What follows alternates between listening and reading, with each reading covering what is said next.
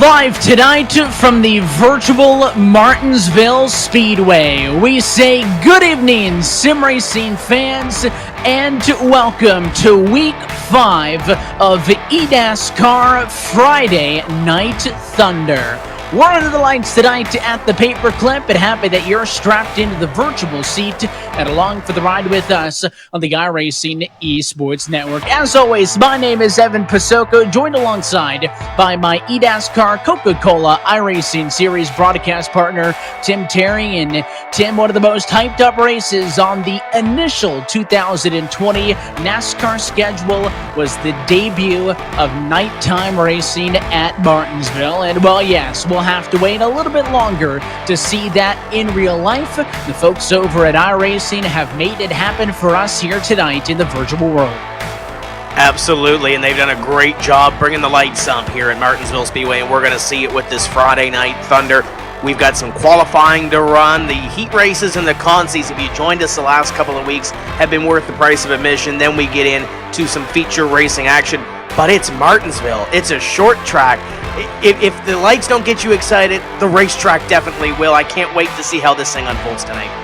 Yeah, and we've seen a lot of excitement over the previous 4 weeks of Thunder, and even though it will be under the lights for the first time in Martinsville, that brand new to the iRacing service this week, it is still the same old paperclip that you know and love, or maybe hate, Tim, depending on who we're talking about. This racetrack located in Ridgeway, Virginia, of course, just over a mile in length at a .526 miles around, and it's got 12 degrees of banking on the paper, but I'll tell you what, Tim, it doesn't feel like it when these cars are trying to hug the bottom and the curbs.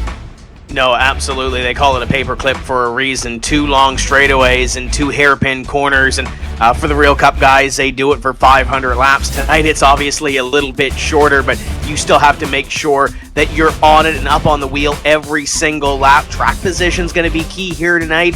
This is going to be a fun race to see who ends up mastering the paperclip better than the others and parks it in victory lane and gets one of those virtual grandfather clocks. Let's talk about that format, and it is a similar format to what we've seen every week here for what was Saturday. It is now Friday Night Thunder, and it starts with what is next. There's a minute left in practice, and then they will head to a single car qualifying session, 2 laps each, and the best one will set the running order for the heat races. We will see 4 10-lap heat races in which the top 6 drivers advance to the main event. This week, the change comes, Tim, and it is just that single consi race, the LCQ, which everybody else will go in. It'll be 15 laps, and it'll be the top 6 transferring to the main event, and then we go feature race racing tonight for 125. Yeah, when you look at that, there's 41 drivers that are currently signed in, and you do the math there, Evan. We're looking at 30 drivers in. So right now, as it stands, we got a couple of moments left before they go qualifying. 11 drivers would be headed to the house. That last chance qualifier going to be really key here this evening. If you miss your mark in qualifying for the single car laps, you're going to have to really get up on the wheel and do some work, not only in your heat, but if you miss the transfer in the heat, you're going to have to do it through the LCQ. Could be a lot of laps for some of these drivers tonight. Yeah, you could make your life real easy on yourself, and that is by qualifying up front and getting it done in the heat race, or it could be a long road to hoe if you do not get through early and have to deal with those LCQ race a little bit later on. But, of course, we're used to this format, Tim. Some of the drivers who were a bit inexperienced on the surface 4 or 5 weeks ago now, I think, have done a real good job of putting in lots of practice, getting themselves acclimated, and as we get set for a 5th installation of eNASCAR Friday Night Thunder, what are today's Tim's Bits? What do you think is going to be important tonight? Well, we talked about this racetrack being the paperclip. Don't get a paper cut here this evening. Make sure that you're very smooth around this racetrack and really control your own race. Make sure you don't get caught up in lap traffic. Race the racetrack, especially in these corners because it's tight. Make sure you race the traffic that is around you and hit your marks every single lap. Sounds easy on paper, but it might be a little more difficult when we go racing for 125 laps. Kind of mentioned it already. Don't get stuck in that last chance qualifier. Don't get stuck with no chance. You have to make sure you put yourself in a position to qualify for the show. And don't use up your equipment. This is a short track race. You're going to have to wrestle the race car around as you see Justin Allgaier taking his qualifying lap. Evan, there's one reset here tonight. but track position is going to be key, so you don't want to use that reset, have to come down pit road, and then have to pick your way back up through the field and potentially go back to step one and get one of those paper cuts. It would be awfully difficult to find yourself back in traffic and then try to fight your way through. 125 laps is a decent amount, but of course, you compare that to what the NASCAR Cup Series runs here at Martinsville, and that feature race as well might as well be a sprint. You're seeing the live qualifying times, left-hand side of your screen. No surprise, the likes of Majeski, Alfredo up front, but interestingly enough, Tim, you look at the race winners in CV, Barry, Huffman, and Alfredo last week at Dover. The Ty Majeski has not been able to close one of these out. He's fast again tonight. Could this be the night for the 45? I think with this being the finale, there might be a little bit of pressure on the driver of the 45 to try to win one of these as Jeb Burton goes around at a corner number 4 on his qualifying lap. Here goes the number 98 on his hot lap as Briscoe tries to put one on the board and get a little bit closer to those top 5. Majeski, Alfredo, Donnie Leah once again back up there. Had a really good run at Dover. LeBay and Gilliland currently complete your top 5 as the Ford comes across the start-finish line. We'll see where that slots him. And I did want to add, as we're in the final seconds of the qualifying, Tim, that the whole purpose of the Pro Invitational Series and this Saturday Night Thunder we've been following the actual NASCAR calendar, and yes, this would have been a Martinsville race weekend, but, unless you've been living under a rock, we all know that tomorrow's Pro Invitational Series swan song will be the debut of 1987 North Wilkesboro on the service. That track going to be available to iRacing members next month, but the pros will take it for a spin tomorrow afternoon on Fox. It's just a fun weekend. Only in a sim racing world could we bring a track back from the past and debut an all-new night race with Night Martinsville in the same weekend and have to be kicking off the virtual race weekend tonight. Yeah, it's going to be a fun weekend of racing. North Wilkesboro is going to be awesome tomorrow with the Cup guys, but these guys are going to put on a show. I'm a short track guy, Evan. I love these short track races as we get ready for heat race number 1. Your starting grid on your screen. Ty Majeski, Todd Gilliland. Brett Moffitt was really good here last week on the lineup on the inside of row number 2. Chase Cabry was strong here in these Saturday Night Thunder races that we've done, and you can go through the field and find your favorite driver. Chase Briscoe's got a hole to dig out of. Yeah, these drivers you see here, 7th on the back, Truex through Burton. These are the drivers who find themselves beginning outside of a transfer position and are going to have to get some work done if they're going to get up there. 10 laps, not a ton of time at Martinsville, Tim. All those fast times in qualifying from the top actually to the very bottom, a 19.9 down to a 20.8, so less than a second separating everybody. So they're all tight on certainly speed.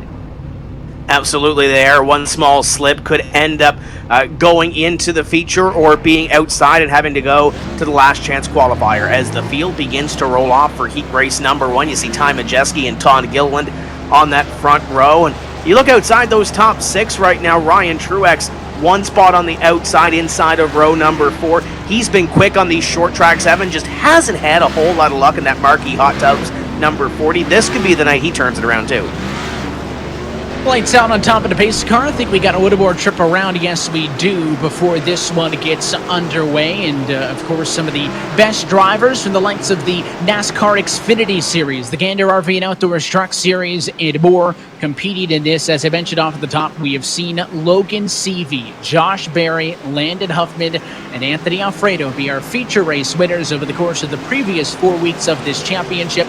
Do we continue that streak and see a 5th different winner tonight in round 5, or could one of those drivers look to repeat? But the virtual race weekend starts right here, right now, and we're happy that you're joining us on the iRacing Sports Network. Going to be Ty Majeski in the CMR Roofing Chevrolet in front of the field as we get set to go green. It's heat race number 1 from Martinsville. And he did a great job on that start, pulling away from the rest of the field. Todd Gilliland plugs the hole, up the hill he goes. Cabry going to try to go through the middle. We're 3 wide, and Al Moffitt stuck in the middle. Ty Gibbs, where did he come from? Yeah, Gilliland got moved by Moffitt, but the 3 wide going to be the outside for the 4. Cabry now, he blows turn 4. Look at Ty Gibbs. They're going to squeeze on the inside, and there's contact. Gibbs is into the inside wall. He collects another one. No yellows in these heats, so we stay green. But a bit of chaos early with drivers missing their marks, and Brett Moffitt finds himself leading this pack for second on the back, while Ty Majeski's checked out. Little side-by-side tilt there between the 15 of Drew Dollar, the 40 of Truex on the outside as they do battle for that position. And currently those two drivers, Evan, would be in the show. The 40 is now the bubble position. Enfinger is the first one on the outside looking in, but he's only a half car length behind this 40. The Marquee Hot Tubs 40 going to try to hit his mark, because if not, that 98 is going to be there. The 4 looking to the inside, you're on board with Enfinger. That's the virtual visor cam. You're seeing basically exactly what he's seeing in his sim rig at home, and he is currently on the bubble. P7 needing to get up to the 40 of Ryan Truex that you see up the hill in that number 40 Chevy just up the road. So, in fact, you don't even see Ty Majeski on that, because that's how far along gone the 45 machine is, as we're side by side for second. And I get Chase Cabrey wants this spot, Tim, but he and Brett Moffitt have to be careful as they're leaning on each other. Right now, they are both in. You get into an incident, you can take yourself out. Yeah, you can't get into an incident, but at the end of the day, there's nowhere for those guys back there to go. They really have to follow along. So if you're Grant Enfinger, you absolutely love this battle, because it's closing in those drivers in front of you as long as you can keep pace with them. The 4 of Cabrey has had a really good run here in a couple of these races. Just it's been on the wrong side of the inch. Evan, we'll see if the luck is on his side this evening. Brett Moffitt, though, stuck on the outside, because here comes Gilliland. He flashes the nose of that 4 to the inside. Forces his way down to the bottom, and Brett Moffitt kind of in a tricky position here as you look off at the back end to Cabrey. It's not danger zone yet, but if these cars continue to cycle through on the bottom, he may be in trouble. So Gilliland clear for third, and Moffitt's able to stop the bleeding in position 4, still ahead of Drew Dollar 5 and Ryan Truex in P6.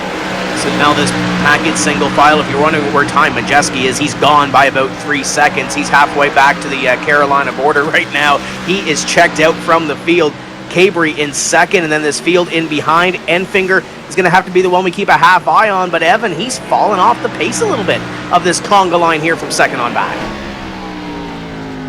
And so far, again, they just need to work together, and there is as well, Tim, by the time we get to the feature in this, it should be, I believe, an invert, possibly for the top 10 or so. So we'll see if that plays a factor. It's the final time around for Heat Race 1 in this battle for second, third, fourth, fifth, and sixth. He's going to stay calm.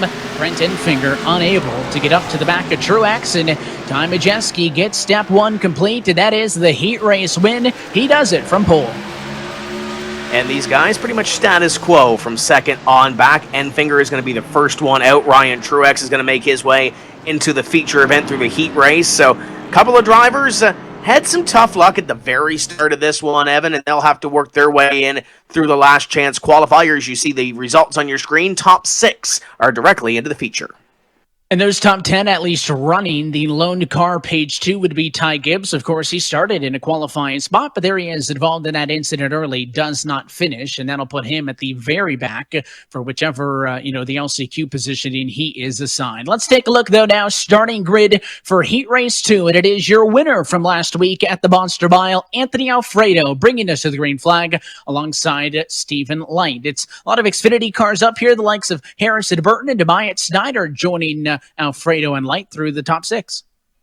Then you look back to the second half. Ruben Garcia was so strong in the qualifying races in the first half of the Saturday Night Thunder races that we've had, but he's got some work to do from the inside of row number 4 as you look back to the field. And keep a note as well in the 75 of Landon Huffman, actually driving the Landon Castle colors here this evening for Blue Emu. I know they've put a deal together, so we'll see if Huffman can bring that one to the front of the field. Currently in a transfer position, but Evan, you know how these short track races work. There's the 89 driven by Landon Huffman this evening as he'll take the green flag from position number 5. Yeah, not that chaotic as we take a look at our weather conditions in that first heat race. The drivers who started top 6 were the 6 who advanced, albeit they shuffled up the running order just a little bit, but there were no drivers from the outside working their way in, and Huffman would appreciate that because he finds himself at the inside of row 3 for this one. But the pace car is going to dive off it in. And again, let's see how critical the start is for Anthony Alfredo if he can get ahead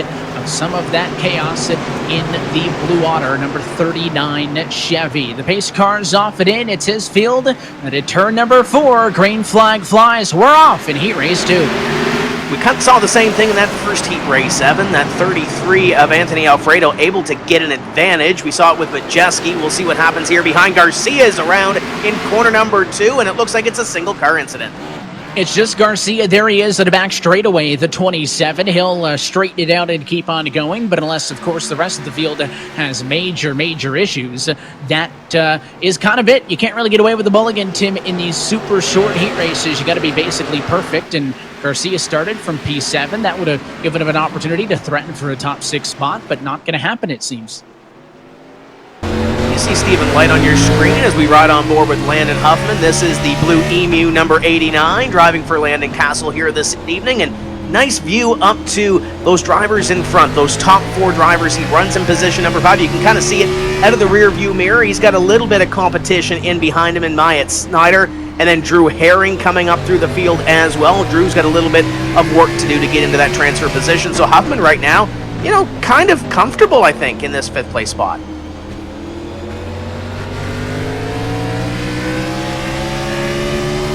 You can see Snyder behind him, but a car length of a difference, P5 and 6, again, both in. So the car that I would be concerned about is that next one in line, number 3 Toyota of Drew Herring. He's worked his way from 8th to 7th, and is about 3 car lengths off of the bumper of Snyder for making a real challenge here. And there's really no pressure from behind right now. He's got a little bit of time to work up. He's got about 3 lengths to catch Myatt Snider. But if this race continues to play out as it is, as we get the cross flags this time by 5 down and 5 to go in this heat race, he's got a little bit of work to do if he stays where he is, Evan. As you can see, that's a beautiful shot right there from the blimp, how much he has to make up on this train from second on back. If he doesn't make it, he's got a good spot in the last chance qualifier, but we really don't want to rely on that because there's so many things that could happen there. And just looking at lap times, I think Herring not good enough. He was about 3/10 slower than Snyder the lap prior to last. That last lap, but a 1/10 of a second slower. So I just don't think it's going to happen for him. But you can see this big line of cars. They're behind Alfredo, who's pulled away. That's Stephen Light in the black and red car, second on track. And there's the Dex Imaging Division of Harrison Burton, followed by Balicki and Huffman all stacked up behind. Just because of the close quarters nature, these drivers need to make sure that they're up and on the wheel through the end of this, as this battle for P2 may go to the end. Stephen Light has had some speed in these Saturday Night Thunder, now Friday Night Thunder races. Just hasn't been able to close the deal right now. Looking pretty good in position number 2 in that Janet King Toyota as you ride on board with Harrison Burton. He tries to stalk his next move and is able to put that thing down to the inside. He's able to get it to cut off the corner, Evan, but just can't seem to get there to the back bumper as we're on the final lap.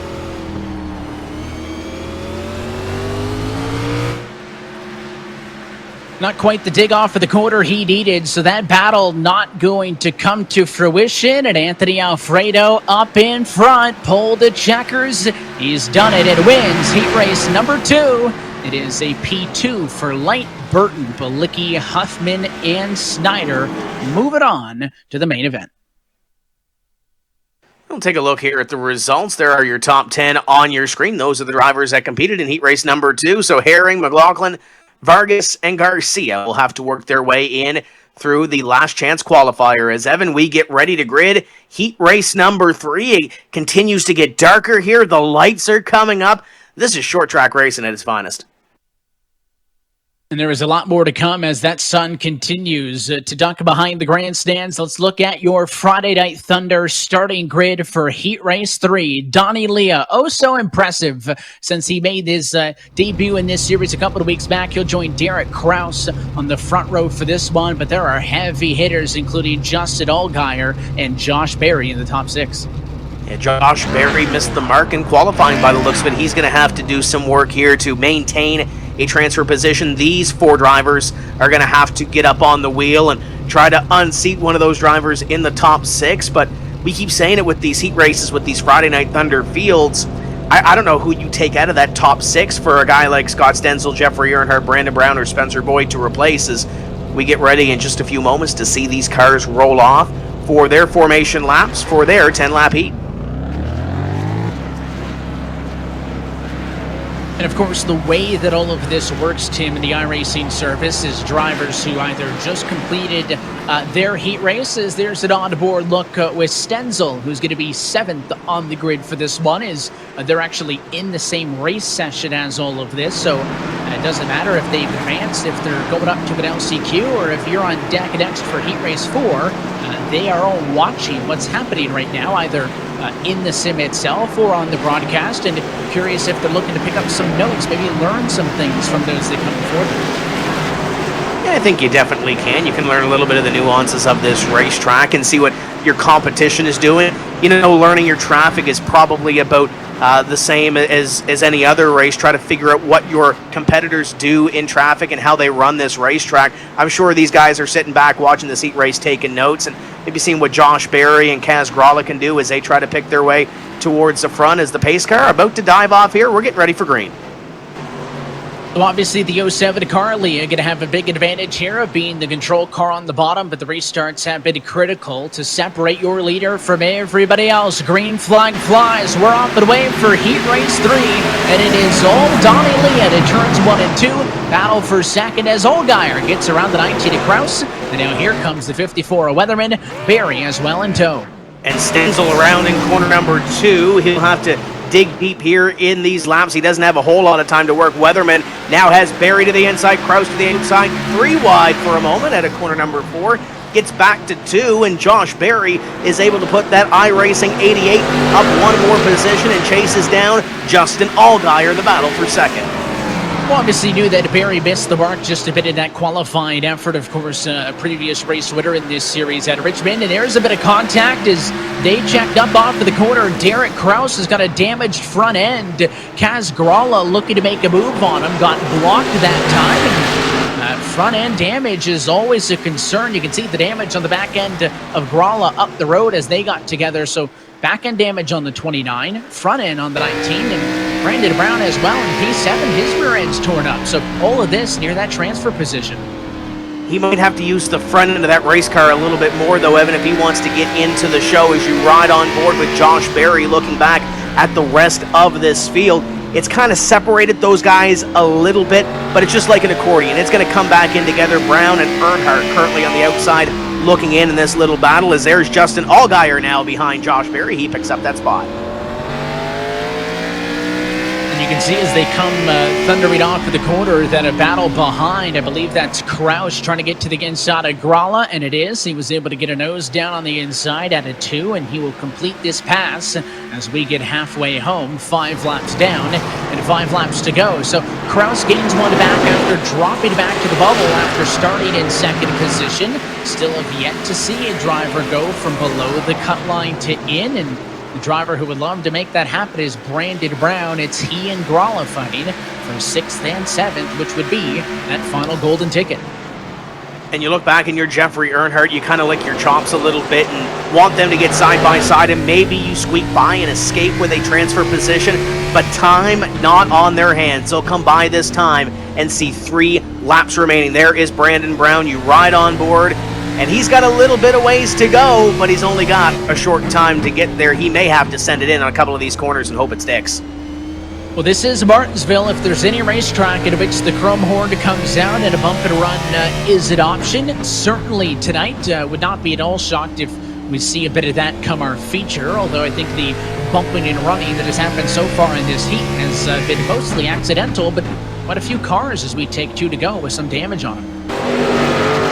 Take a look up there at that battle. There's Derek Kraus. You want to talk about the chrome horn. He's all over the back bumper of the 54 of Weatherman. Up the hill he goes. Kraus moves in 1 more spot closer to the front of this field. This time by the white flag will fly. It's the final lap in heat race number 3. Top 2 look status quo. This is the real battle here for 3rd on back. There's some beating and bang, and even further down the road is this battle looks like it'll be a little bit too strung out to give us some last lap fireworks, and it is Donnie Lee out in front who starts up front and finishes up front. The winner of Heat Race 3, a late dive to the inside by Kraus, not going to happen. In your top 6, moving on as we will send Brown, Earnhardt, Boyd, and Stenzel to the LCQ. Yeah, Josh Berry was able to make up some time late in that heat, but just ran out of laps trying to get through traffic and get up to Donnie Leah. But we got 4 really good cars in that last chance qualifier. It continues to build up, and we'll see that race, well, after this heat race. We got one more heat race to go. Heat race number 4 begins to grid, and it's led by Alex Labbé, Stefan Parsons, Austin Cindric, Bailey Curry, Will Rogers, and Logan Seavey, a winner in this series already. And then that second page, Evan, they've got to get some work done. And these are all drivers that we have seen with speed. I mean, the likes of Ellis and Gregson in particular, they're accompanied by Mills and Eckes on row 4 and 5 respectively, have had speed in some of these Thunder events, but just have not been able to put them together like a full night to get into a feature. And of course, they look to turn that around this evening. And you mentioned Alex Labbé, Tim. Well, technically, he does not show up on a list of previous race winners in Thunder. Of course, we all remember at Texas, he won that last chance qualifier race, in effect, to get into the big show for the Pro Invitational, and has been one of the best cars since this format moved to Saturday and now Friday evenings. Yeah, if you remember last week, a great little battle at the end with Raphael Lessard at Dover, and just ran at a time at the end and then kind of used that car up on that long green flag run as well. So a little bit of strategy playing out last week, but still coming out with a decent finish. We'll see if he can grab this heat race win. A great qualifying effort by Parsons on the outside. Great to see him here this evening. And in behind, Cindric and Curry looking to make a statement. I'm going to keep a half eye on Christian Eckes, though, starting in position number 10. The guy knows his short tracks. I think he's going to be a force to be reckoned with before this night is done. He just got to get a couple of positions now. And let us know where you are tuning in from home. You can join the conversation with us on Twitter by using the hashtag eDASCAR and the hashtag Friday Night Thunder. Here we go, though. It's Alex Labbé on the inside of the front row. Green flag flies. It's the final heat race from the paperclip, but we're already in contact for second. It's Curry who got out of shape. Now Cindric is sideways and Rogers is around. Will Rogers going to pay the price for everybody going sideways in corner number 2? He's still around and trying to get going again, and they're still swapping a little bit of virtual paint back here. We got one more round in corner number 4. That might be Matt Mills. It is. I think Mills parked up on the inside wall, and he's going to take a tow. His night done just like that. He'll look for an LCQ, and what you're watching now is the battle for third, because Parsons got moved up and out of the way off at the start here, and now look at the 67. That is Logan Seavey. They just about touched on corner exit that time. This for third and fourth, and Noah Gregson from P9. He's in a transfer spot as he gives a shot to Seavey. Yeah, Gregson not afraid to use that bumper. These opening laps, Evan, in this heat race have been absolutely wild. There's another shot to the back bumper of Seavey as they continue to race. These drivers that are in this 4-car conga line, they're in the show. Austin Cindric trying to upset the apple cart in that 5th place spot in this battle. It's position number 7 overall because your top 2 have broken away. But man, oh man, these guys are starting to use the chrome horn a little bit, at least in the opening laps. Bailey Curry was sideways in the first couple of corners. He maintains position number 3. You're going to be careful here. Oh, and there's going to be contact. It's Eckes who gets turned. He hangs on. You're on board with Cindric. That is for the transfer spot. Now he tries to pay him back, and Eckes is going to turn the 22. I'm sure that's not going to be a big move from the race officials, or a popular move, and especially from those fans that are cheering on those drivers. But that short track race and those tempers sometimes get a little bit bent, and we saw it right there. Labbé and Parsons are your 2 leaders up in front, Evan, and they've established about a 2-second gap back to this battle with Bailey Curry and the rest of the field trying to fight for a transfer spot. There's some fireworks here from Martinsville, and of course that shuffles up the running positions, but we talked all night about how we had yet to see somebody go for the outside and in, and Gregson from 9th and Eckes from 10th up to P5 and 6 respectively as we watch the battle third on back.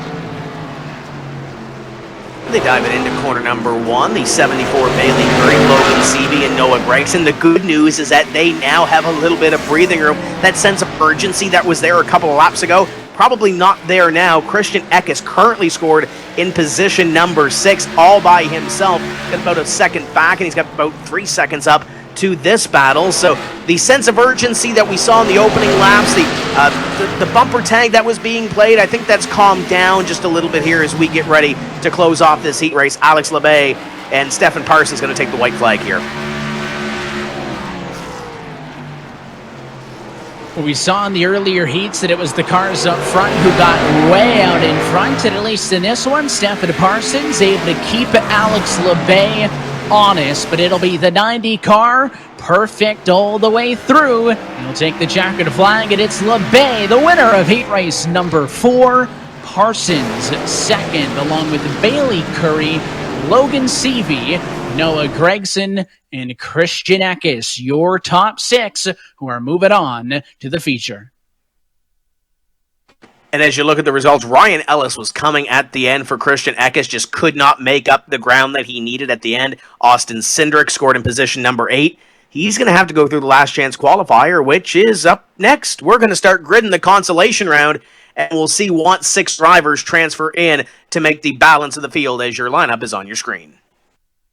So we look to send 6 on to the feature. You can see Enfinger will start from the front, so those top 4, all your runner-ups in the heat races, as there is no invert for any of this, and they just finished from P5 out of back. You see the likes of Earnhardt, Cindric, Burton, Vargas, some of those Xfinity Series names, along with Spencer Boyd and Will Rogers, who we saw take a ride. And this last page has some work to do. Chase Briscoe, Ruben Garcia, Stenzel Gibbs all had bad luck. Matt Mills went for a spin in his heat race, and they are going to have to get up on the wheel and make some passes and maybe kind of dodge some things here, Evan. We saw some spins in those heat races. If you can keep your car clean, we talked it off the top of the show with the Tim's Bits. If you can keep that car relatively clean, you might end up at least battling for a top 6 position. You might not get there if you're at the back of the field, but at least you put yourself in a position to potentially transfer into that 125-lap main event. Lights are out atop the pace car. Next time by, we're going to let these drivers loose for their 15 laps to see if they can get into the top 6. The last chance qualifier here from Martinsville Speedway is, I think it's safe to say, we are totally now with nighttime racing conditions in this consolation race. And it is interesting because a lot of those cars at the back of the pack are back there not because of the lack of speed, because they were involved in incidents. Can they work their way through? Is 15 laps going to be enough? It'll be Enfinger and the 098 on the front row. Green flag flies. Only the top 6 can make it in these 17 cars, though. Keep it clean. Can they make it through turn number 1? A couple of bumpers exchanged and one sideways into the wall. We're going to stack them up on the back straightaway. It was McLaughlin who got turned around, and it is a huge mess in the back straightaway. They're still wrecking with Will Rogers in the 5 car of Matt Mills, and all it took was a little bit of contact, and you get turned around in front of the field like that, not much of a chance to save it. Now we pick up the battle a little bit further down the running order. That is the 51 machine, or sorry, the 50 actually, of Jeffrey Earnhardt running P4. All these cars in, including Ellis 5th and Jeb Burton P6, you're looking at now. But you see these bumpers being exchanged, thinking, hey, they're in a transfer position. Ellis goes to the inside of the 50 of Earnhardt, but if you look back, you're Jeb Burton, you look back in the rearview mirror, you see Ty Gibbs, you see Chase Briscoe, Ryan Vargas, all with quick race cars. You know you have to go as he gives the bumper to the 50 of Earnhardt around. And you just don't need that. We talked about it in the heat races, that you could race each other, sure, but if you take each other out, I mean, those were 3 cars that were in a transfer spot. It was the 78 machine of Ellis who moved him up the first time, and I think that was way too overzealous by the 8 of Jeb Burton giving it to him. A little early as well, but that sense of urgency that you have to go. You see that big monster claw in your rearview mirror. You see Ty Gibbs back there. You see Stenzel. You see Briscoe. You really have to go and maybe just missed the mark just a little bit and got in to that 50. And Earnhardt now back in position number 9, I do believe, as you look back from your leader, Grant Enfinger, back to the battle for position number 2. Give a shout out to Jesse Iwuji. What a run he's having in position number 3, looking for second. And of course, I think all of the chaos off of the start of this one, as you do take a look back from Enfinger to Drew Herring in second, is of course has given us a bit of separation. Your top six separated by nearly 3 seconds, but there is a massive gap between Ty Gibbs up in P6 and the next challenger, Scott Stenzel, on the outside looking in P7. You can see those full intervals at the top of your screen as we're on board with Jesse Iwuji in third spot. So maybe that chaos takes a bit of the drama out of this one. It doesn't. We have your top six that have broken away a little bit from 7th on back, but who knows? This is the battle for position number 5. Should something happen here, you make one small slip, it might very well put Scott Stenzel in the show, or at least bring that battle from 7th into 6th. Ty Gibbs, though, he doesn't want to start last in the feature. He wants to get at least one more position, move him up a little bit. Jeb Burton wants to protect position number 5, so we'll see how this fares out. They're only going to have 6 laps to go this time by the stripe.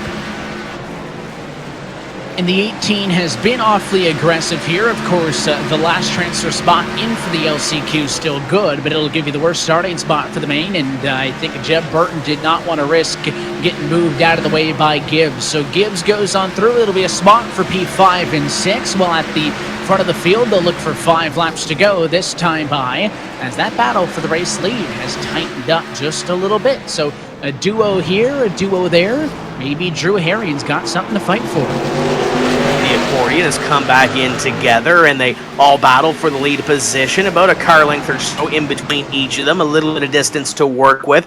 Drew Herring maybe trying to see what his car has on a 15-lap run. Brent Enfinger right in front of him, and then now there's a little bit of a gap back. Jesse Iwuji has to put up with Ryan Ellis on the back bumper for position number 3. They have about 2 seconds back until they get to Ty Gibbs and Jeb Burton. Ty Gibbs has taken position number 5 away from Burton, and as you can see on the side of your screen, Evan, about 4 seconds in that battle to transfer. Burton has the advantage on Stenzel. You can take a big issue for Jeb Burton, and again, maybe a bumping around with Gibbs, which is why he let the faster 18 Monster Energy Toyota Supra on through to kind of avoid that. That would mess up Jeb Burton's night. Stenzel not with the pace that would allow him to make up the 4 seconds of a deficit that he sits at now. That's a look off to the back end of Drew Herring in second, back to Iwuji and Ellis. Right now fighting for 3rd and 4th as we come to look for the white flag. Yeah, the battle is tightened up a little bit up in front. Your top 6 all pretty much under a blanket as they'll come to the white silk this time. Evan, little bit of lap traffic in front of Enfinger. I don't think it's going to be any of a factor as they come out of corner number 2. Final time down the back straightaway in the Consi. It's not where he wanted to be, but Grant Enfinger is going to take care of business with the lap traffic looming. Enfinger's going to win the LCQ. He's going feature racing at Martinsville, and he will be joined by Drew Herring, Jesse Iwuji, Ryan Ellis, Ty Gibbs, and as there's a battle behind them outside of the transfer spots to the line, Jeb Burton hangs on. P6 moving to the main show. It'll be Scott Stenzel, 7th, Tim, and everybody else on down, whose nights end early. Oh, what might have been for Jeffrey Earnhardt. Had such a fast race car and tried to rebound a little bit, finished in position number 8 after battling with Chase Briscoe at the end. Austin Cindric got turned early as well. Ruben Garcia caught up in that wreck, as was Will Rogers. There's a lot of good cars here that are on the back end of this field that will not be gridding for this feature event. And now with the lights on, these cars just shine brighter underneath the lights. We begin to grid our 30 cars getting ready to do battle for 125 laps. The nighttime is the right time. 30 drivers ready to do battle. So we'll go trackside, crank the music, and introduce you to your feature race starting grid. It'll be Ty Majeski on the pole position for this one, the number 45 heat race winner, along with Anthony Alfredo, Donnie Lee, and Alex LeBay, whose heat race winners got the front row seat. Yeah, Capry's going to be quick. Stephen Light showed some speed in practice. As you run down through this starting lineup, you're going to get to see where your favorite driver is starting. Josh Berry has some work to do from the inside of row number 4. Bailey Curry was strong in his heat, and Evan got about a lap and a half or so before we go racing and these drivers let at it for 125 laps. It's short track racing on a Friday night, something you would see at your NASCAR roots or your NASCAR home tracks racetrack on a weekend. I'm excited. I can't wait. And those final 6 are LCQ transfers, so the top 24 qualified in based on heats. All 30, of course, making for tonight's main event. Again, 125 laps, if necessary. Adamant to control the yellows. We haven't seen any yellows, of course, through the heats and the LCQs. And a lot of bragging rights on the line, maybe with a bit of added pressure for the final installment of the Thunder Series. But as we have been every race weekend for the last month and a half, we're happy that you're with us on the iRacing Sports Network. Pace track down and in the field at the hands of Ty Majeski as we say, let's go racing from Martinsville. This is Friday Night Thunder. The Thunder down into corners number 1 and 2. The front few make it through, and Evan, looking at the back, it looks like they're playing nicely in the first opening couple of corners. Couple of drivers booted out to the outside. Harrison Burton, I believe, being one of them, stuck out on that outside line, and Alex LeBay might be the next one because here comes Josh Berry. Berry right now stuck up as he gets around to the inside. It was LeBay actually stuck up on the outside, and a yellow flag. First time tonight, a caution, and there is a big mess. I think that's down in turn number 1, and several drivers involved. The one that always jumps out and is easy to spot is Ty Gibbs, but it did not start with him. It was Noah Gragson, I believe, in the 9 car. We'll get a second look at this in just a moment on your iRacing replay, and I believe, Tim, it'll show that contact with Gragson and Seavey is what was the issue. And Landon Huffman gets collected in that, former winner in this Thunder Series, as we'll take a look at what happened to bring out the first caution flag of the evening here on the opening 2 laps of competition, as Gregson will wait for the field to pass. And Evan, there is a little bit of contact. There's that Truex in the back, and then it's sent into Weatherman. We already had one around on the outside, and then Gregson and Seavey come together. Yeah, I believe that was the 74 car turned around up against the fence of Bailey Curry, and obviously that affected Gregson. He made a move down to the bottom, I think took a shot, and then on corner exit pushed up across the nose of CV and the MPI Ford Mustang, and it was on from there. Landon Huffman had a front row seat of all of that, and the 89 machine did an awfully good job of doing his best to avoid severe damage. Basically came to a complete stop at one point to try to make sure that he was not collected in that one, and some of the cars with damage trickled to pit road. Tim, not shocked by a bit of early chaos. We saw the chaos with, a dozen cars in those heats, so certainly was expecting it with a big main field.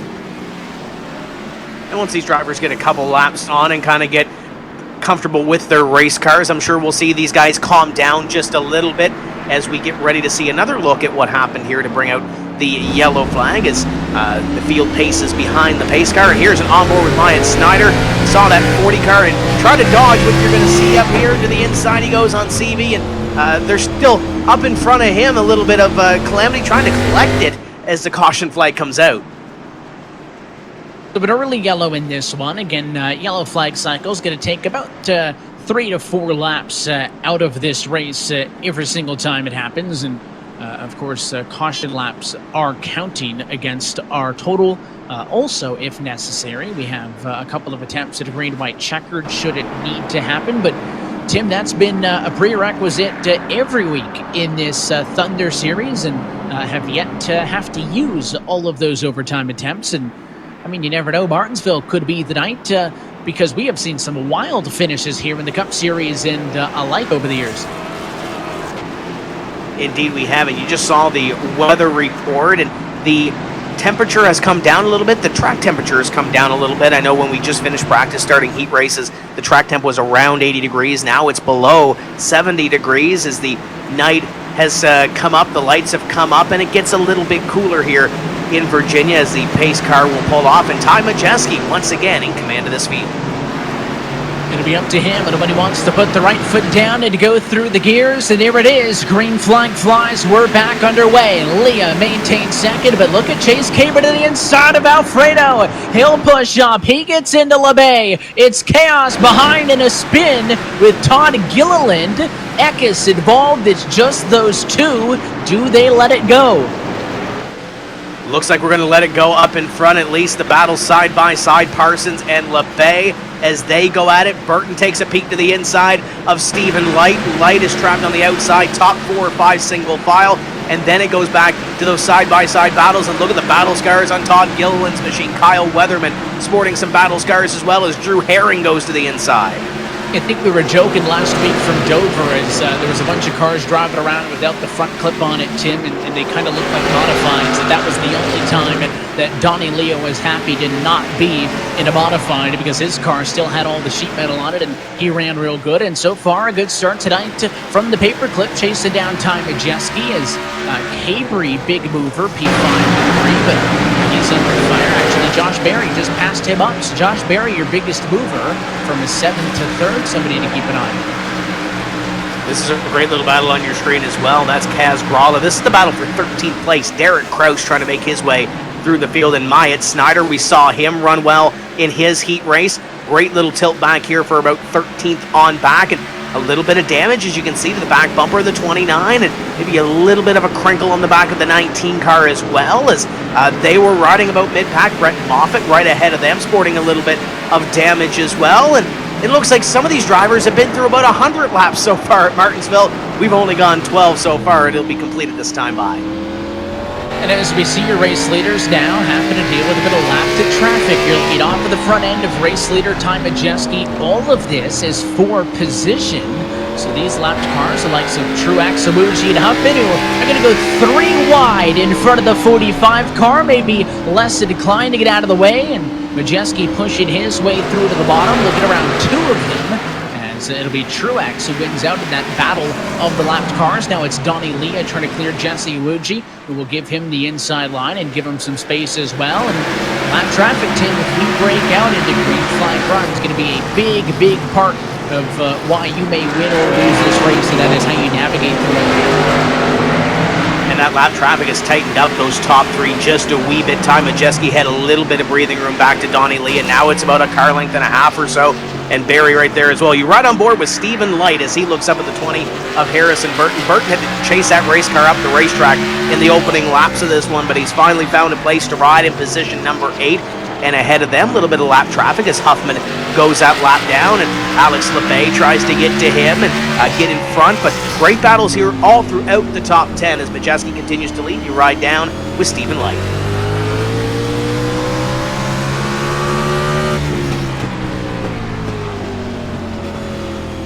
And that's the 20 car of Harrison Burton in front of him. A battle for 8th and 9th.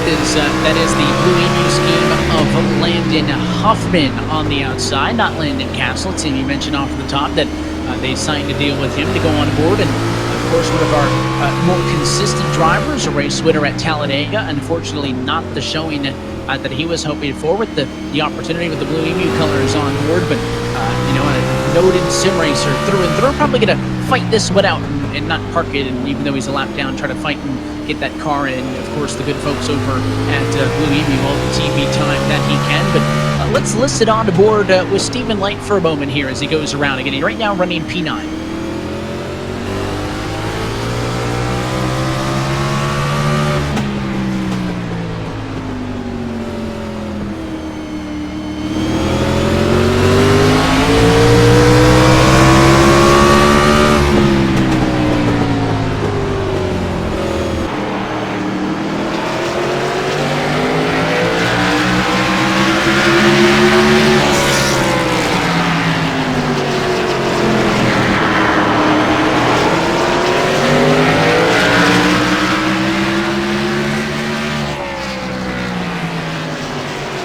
You can see the iRace to blimp way up in the night sky as he raced off into turns 1 and 2, Tim. And I actually learned more while we were on board there with your 9th place runner, Stephen Light. I learned more about Burton than I did with Light, because you could see looking up to the 20 that every time he would get onto the brakes, that back end of the car twitched out just a little bit as they're side by side in front of them. Still working lap traffic. The 36 is Awuji, not for position, and these drivers have to kind of walk that balance between dropping it hard into the corners, not backing it up too much. And of course, with everybody getting hard on the brakes, that's a good way to get bumped from behind. But at the same time, you got to be hard on the brakes without locking them up. Conserving tires as this green flag run continues now could be a decided factor, and if you got a chance to fight by the end of this thing or not.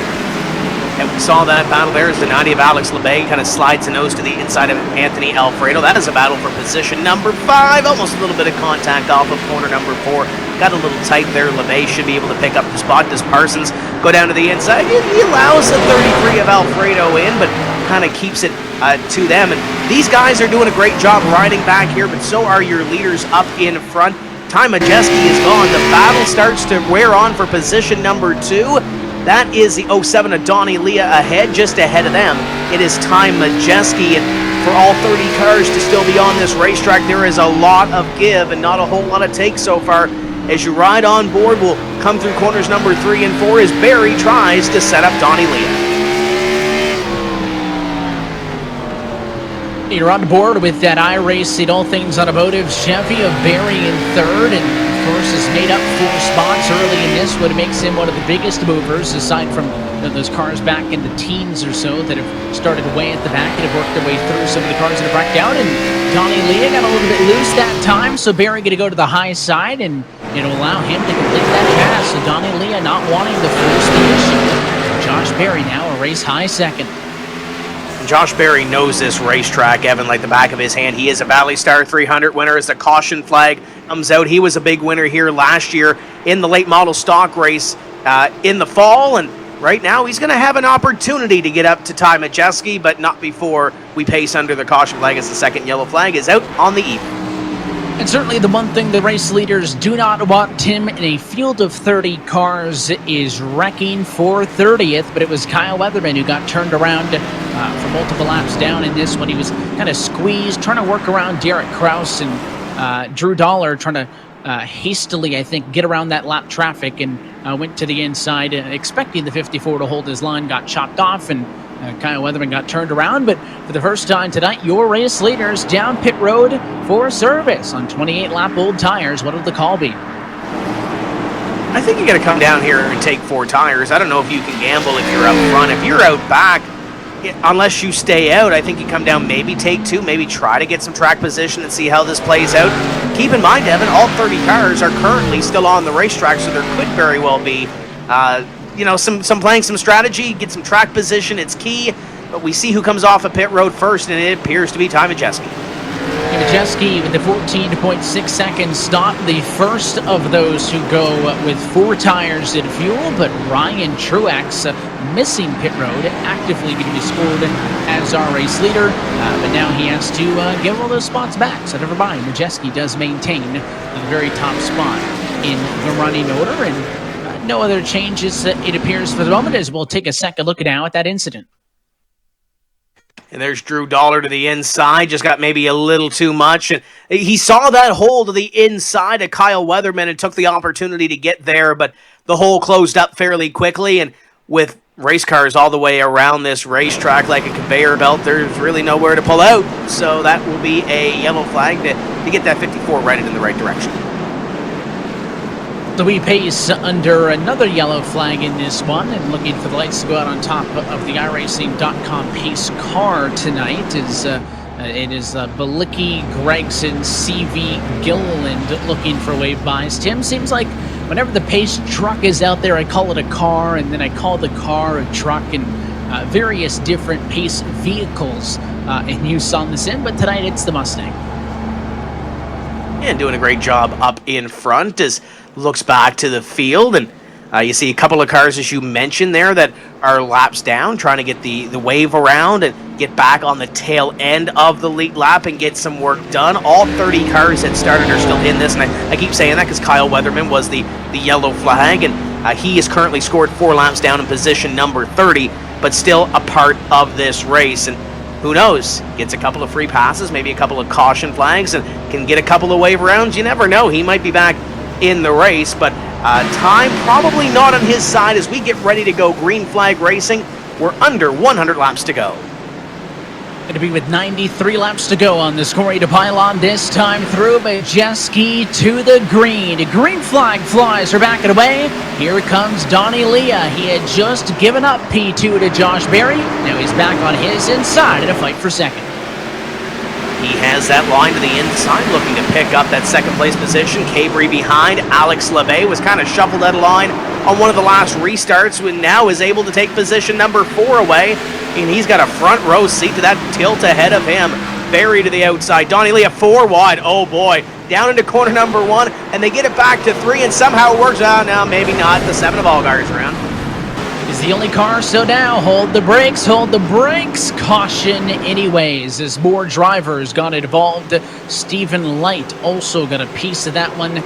We were unable to escape just Allgaier. After he went up to the wall, Light went around on the bumper of Burton, and it basically log jammed at turn number 2, just to pass that camera shot that we saw of just Allgaier. Certainly if it was just the 7 up against the fence, we would have kept it green, but race control, Kevin Iannarelli seeing the incident at a turn number 2 and throwing the yellow, and let's get a refresher of what happened here. And it all starts with some more 4 wide.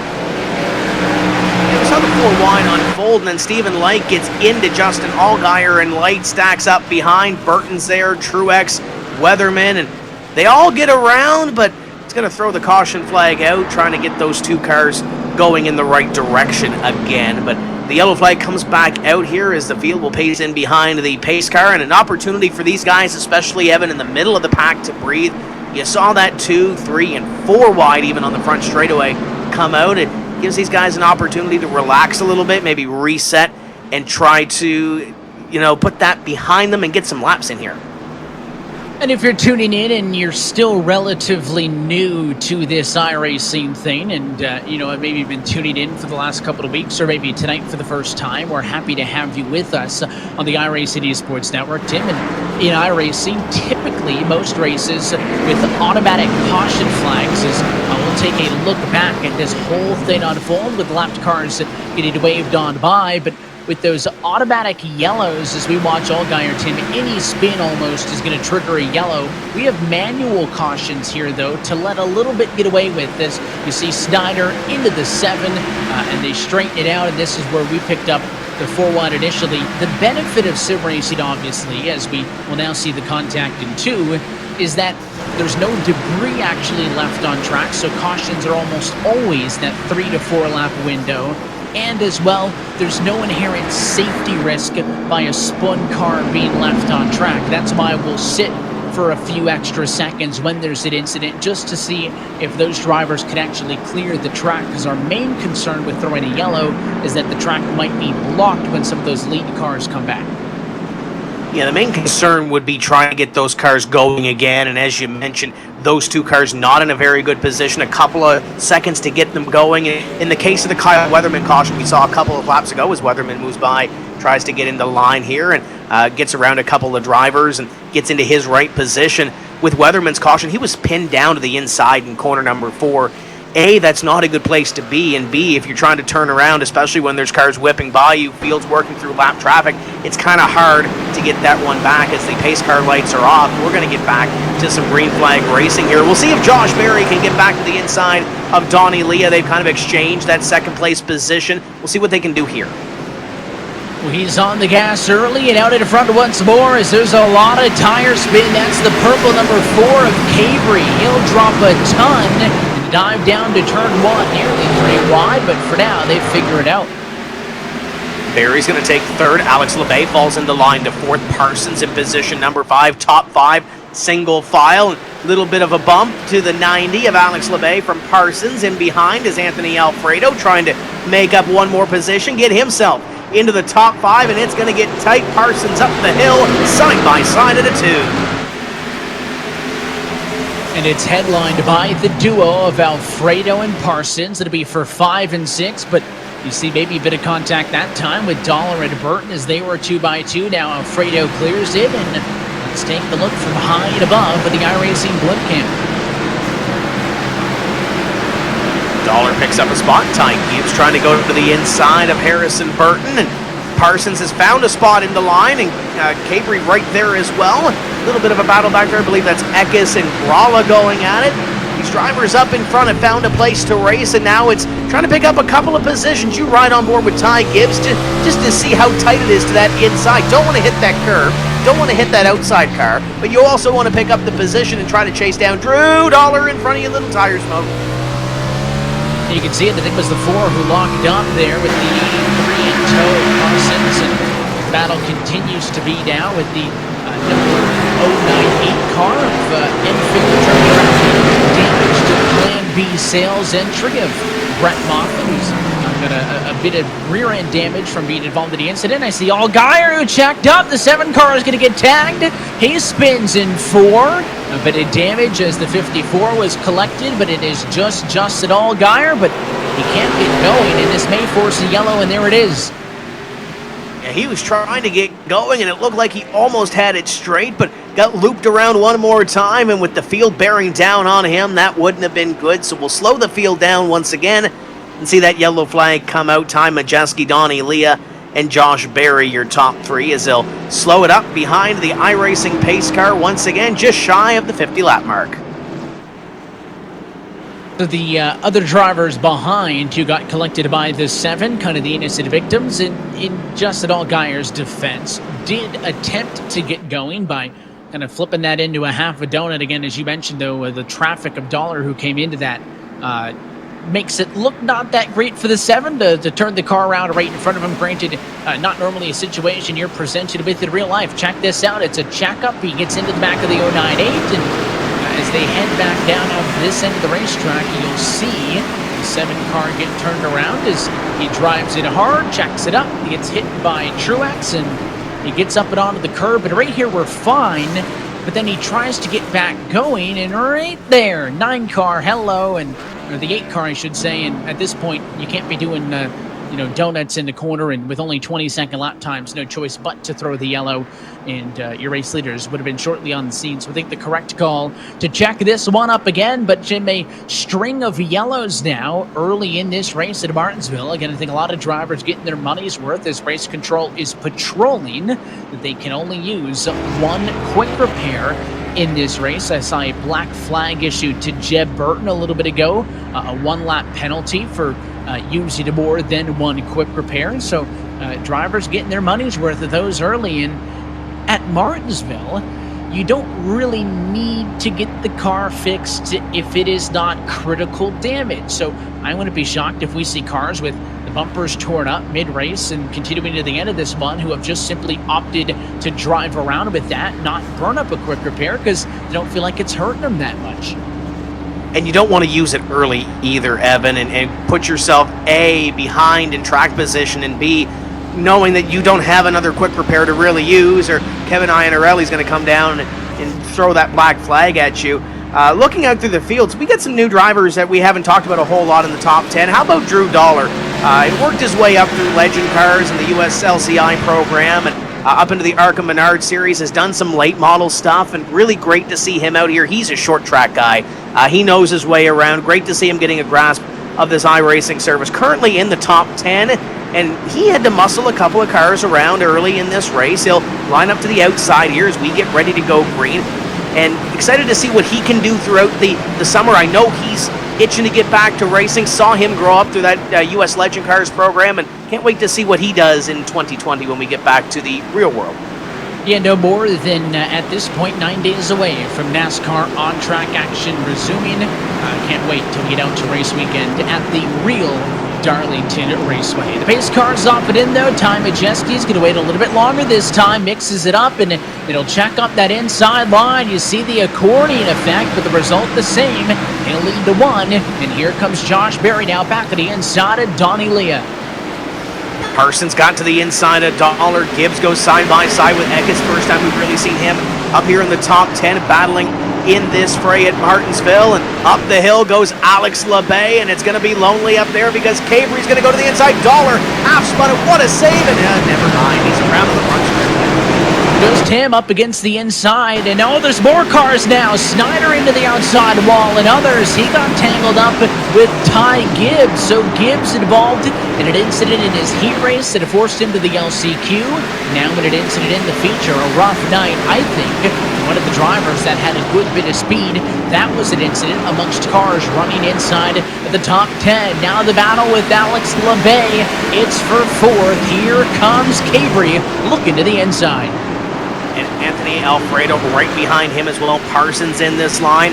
Alex Labbé hasn't been able to get down on this restart in these first couple laps, and he still has that 4-car to the inside. It gets tight in the middle of 1 and 2. You're right on board. This is the perfect angle from Anthony Alfredo. Is Labbé able to get that position? He had to work for it on the outside as you ride up over with Alfredo. Gets that car to cut in the middle of the corner and now chases down what might be a top 5 run.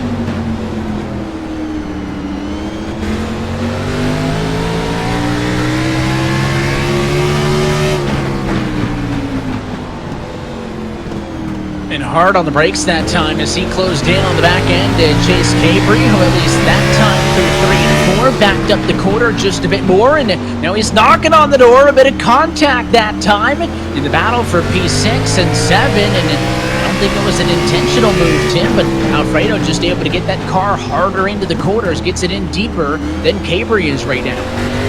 Yeah, that was a knock at the door. It might have been a little harder as the caution flag comes back out.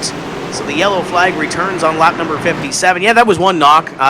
Not the second one, but Noah Gragson around on the inside, and that car looks a little worse for wear. Yeah, he has had a rough night so far, and it only got worse as I think he got the boot by Jesse Iwuji. The 36 car sent him, and I think there's also damage on the likes of Josh Balicki and Drew Herring, and now you're kind of getting to the point as there was another separate incident at the same time, by the way. Light got into it with Jeb Burton and Grant Enfinger, so pick your poison on which one you actually want to consider the cause of the yellow, because Enfinger got turned from 13th, and then the incident with Gregson happened. It's Martinsville. It's short track racing. There's a lot that can happen as we'll take a look at what may have sparked this caution flag. As you mentioned, a couple of different looks here. There is the 36 on your screen at Jesse Iwuji, the Gregson machine up high as they come out of corner number 4. And it looks like they had to make a little contact right there. Maybe Jesse didn't anticipate Noah to come down, or the move that Noah made. And man, what a tough break for Jesse Iwuji. He's been running so strong here, and then you see Jeb Burton in front spun out. Yeah, no good. And, when you have chaos, it tends to multiply and expand real quick at a place like Martinsville. Not a lot of places to hide. Similar to Dover in that respect. Of course, the two racetracks, despite the fact that, the Monster Mile and Martinsville on the shorter end of the spectrum couldn't be any different. But they don't both have that in common, Tim, and that is when chaos strikes, it's hard to hide. We talked about drivers in the top 10 trying to make a mark on this finale for the Friday Night Thunder Series. Stefan Parsons joining us here this week, currently scored in position number 8. He's been doing some racing on the sim the last couple of weeks, Evan. Saw him in the Grand National Tour finale on Wednesday evening, so he's been doing some short track racing, trying to bring it to speed, and right now, a great qualifying effort, and running in the top 10. Clean looking race car too. I don't think there's a mark on that race car right now. We've seen the top 3, top 4 maybe be the class of the field so far, but if something happens, I believe this 83 is a shoo-in for a top 5 run here tonight. When we take a look at the running order, some drivers with big gains, the likes of Christian Eckes, who is on screen now in the 81 car, started 24th. He's up to 7th. You've also got Kaz Gralla, who started 23rd, up to P10. Tim, those drivers qualifying in from the very backs of their heat races are making some noise. Again, the top 24 ordered by heat race finishing position 25 through 30 based on LCQ. Your highest running LCQ entry is only Ryan Ellis at 18th. Those drivers from the very back of the pack have struggled to gain track position. Green flag flies, though. We're back underway on the doorstep halfway home from Martinsville. Donnie Leah able to put the bumper to the inside just barely. It's able to keep Josh Berry to the outside, and Alex LeBay going to find a spot in the line to the inside quickly on this restart, though a little bit of a slide down into corner number 3. The battle continues to be for second. We'll see if Donnie Leah can pick that spot up, and they get single file. Josh Berry falls in the line. Anthony Alfredo sends it in on the outside. He had to deal with a little bit of a side swipe there as we're on board with LeBay, but it's Leah and Berry who I'm fascinated by, Tim, because they basically just keep trading spots on the restarts. Donnie Leah restarted third for this on the inside of row 2, and a better spot than Berry from second on the outside of the front row past him. And if we get another yellow, you'll probably see that be paid back by Berry in third. Trying to get back by the 07. They've done it about 3-4 restarts in a row now. But if you have a fast race car, why fight with each other right now? Save a little bit. There's the 74 of Curry in the back bumper, the 29 of Gralla. That was almost big. Logan Seavey in behind. Brett Moffitt doing a great job back there as well as he dives it down to the inside of Seavey. Great side-by-side battle between a few of these cars back here, Evan, that have been in some of the incidents tonight and have some of the battle scars. I'm sure that 74 of Curry probably not handling as pristine without a deck lid on the back of this Xfinity style race car. We haven't talked a bunch about Curry in this main event. Had a bit of a rough go through the heats, but was able to get on in, and with no back end as you're on board now with CV, you're looking up to the 23 machine of Moffitt, then it's Curry, and then Gralla. So this battle for 14th on up. And you know, if you're riding on board with that 29 of Kaz Gralla, where do you hit the back bumper of that 74? Because there's not a whole lot of a bumper left. He's going to try to get to the inside, though. He's trying to move around Bailey Curry, but as you ride on board with CV, there's another shot. Up the racetrack goes Bailey Curry, and hello, Kaz Gralla. It was only a matter of time, I would have thought, because Gralla was hungry on the back bumper. And Kaz wasn't concerned on where to hit him because Bailey Curry didn't even have a rear bumper to hit, just went for the roll bar on the back end there, the bumper brace, and moved him up and out of the way, and it'll cost Curry 4 positions as he'll get passed up by not only Gralla, but Moffitt, CV, and Gibbs all on through as well for position, and all these race cars with varying degrees of damage and battle wounds as we're now past halfway home tonight for Friday Night Thunder. And I think if you're that 18 at Gibbs, you have the opportunity, you had that fast repair to try to get up and try to battle with these guys as we continue to run around here with getting close to that 50 lap to go mark here, Evan.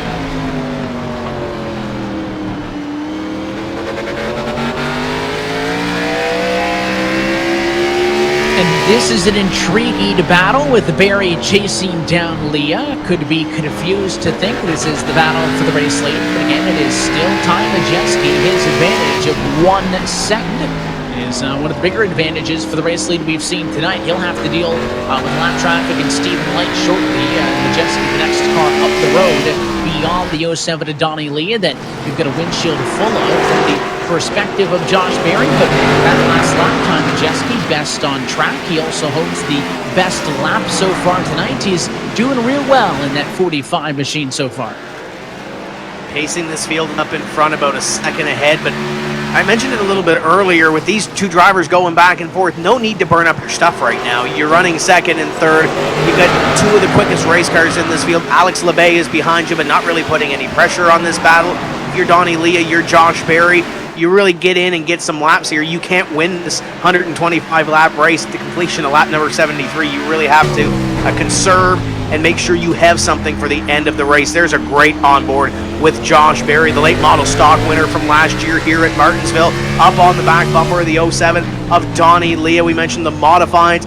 They were scheduled to come to Martinsville Speedway this year as well. So you've got 2 drivers who know this racetrack and familiar with this racetrack, love short track racing, putting on a show for second.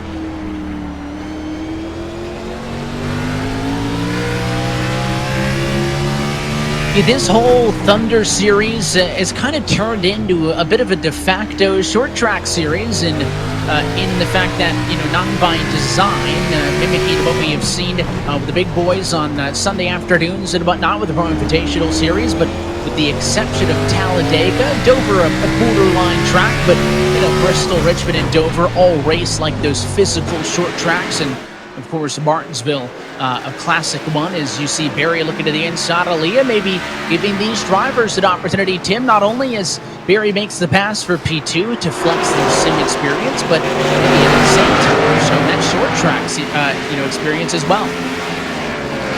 And they've done a phenomenal job the last couple of weeks putting on a show for us on Saturday nights, or in this case, Friday evening, as we get ready tomorrow to see North Wilkesboro on Fox on the Pro Invitational. Josh Berry, though, able to pull away by about a car length or so over Donnie Leah, so maybe he conserved a little bit more behind Donnie than we may have thought, because it looks like he's starting to at least pull away from Donnie. I don't want to say real in time at Jeske, because Ty is still up in front of him as you ride on board with the iRacing All Things Automotive number 88. He's still got some work to do, and oh, by the way, that's Stephen Light in the middle of these two cars. Well, now that Barry is out in clean air, and we pick up the battle from Chase Cavery in 5th on back, as it's really Cavery trying to get away from Alfredo and Parsons.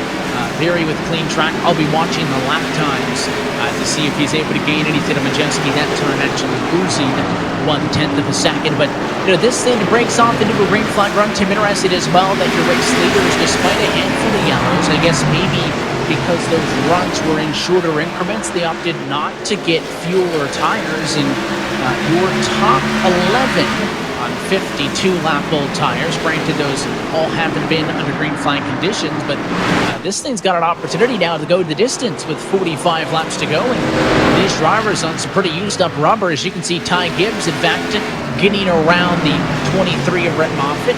Gibbs has the freshest tires out of anybody. He's only been on the set that he's running on for 24 laps.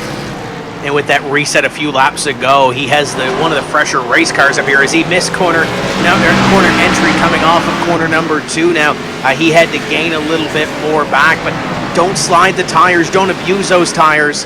As you take a look up at the 20 car of Harrison Burton, you got the 81 of Christian Eckes battling here. That is a battle for position number 8. Derek Krause there as well. Look at all the short track talent that's right there. You got Snowball Derby winners. You got Harrison Burton, Derek Krause. You got the K&N champion in the 19. You've got a lot of talent right here doing the battle. And these are some notable names, the likes of Burton, battling with Eckes and kind of an Eckes and Krause sandwich. This trio is 8th, 9th, and 10th on the racetrack. And of course, if you just happen to tune in with us, don't forget to tune in tomorrow afternoon to the EDAS Car North Wilkesboro 150. It is Saturday afternoon at 3 p.m. Eastern Time on Fox FS1 and the Fox Sports app to catch some action for the first time in a long time. Since, of course, the track hosted its last race in 1996. It's back and in a virtual form. Yeah, I got to see the last super late model race there myself back in 2011. Great racetrack. It's a really racy racetrack, and can't wait to see it come to virtual life tomorrow on Fox. If you don't have plans tomorrow, even if you do have plans, you have plans now to join Fox and FS1 and the app at 3 o'clock to see those guys do battle and see North Wilkesboro Speedway back to life again. These drivers here, we're getting to that point in this race, Evan, where you start taking a little more than you may have given in the first few laps of this one. We're working lap number 87, getting close to that lap 100 mark. These drivers here, they kind of know each other. Maybe they don't want to take as much as they would give at this point, but you got to start maybe using that bumper and pick up a couple of positions if you can, because before you know it, this race is going to be over. We're clicking the laps down fairly quickly. I guess that brings up a good point here, Tim. In this virtual world, obviously, if you wreck a race car, you don't have to pay for it when it gets lugged back to the shop on Monday. So with all of that being said, and you talk about these drivers being well acquainted, would you be more afraid or more inclined to move your buddy out of the way if he's the one in front of you? The race cars might be free per se, Evan, but the pride's not.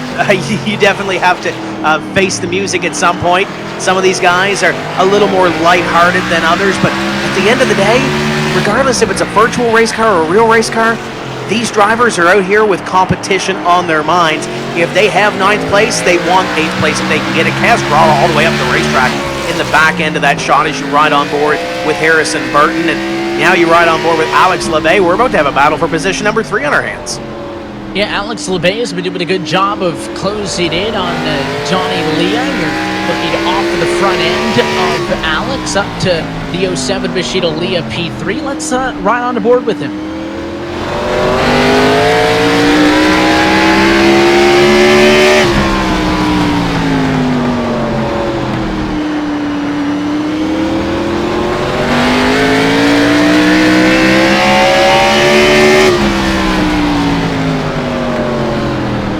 I'm noticing as he drives it into the bumper now that Labbe is going a little bit wider on entry. And honestly, I would think that would help him on exit, but it seems like all the time he's making up is driving it down into the turn.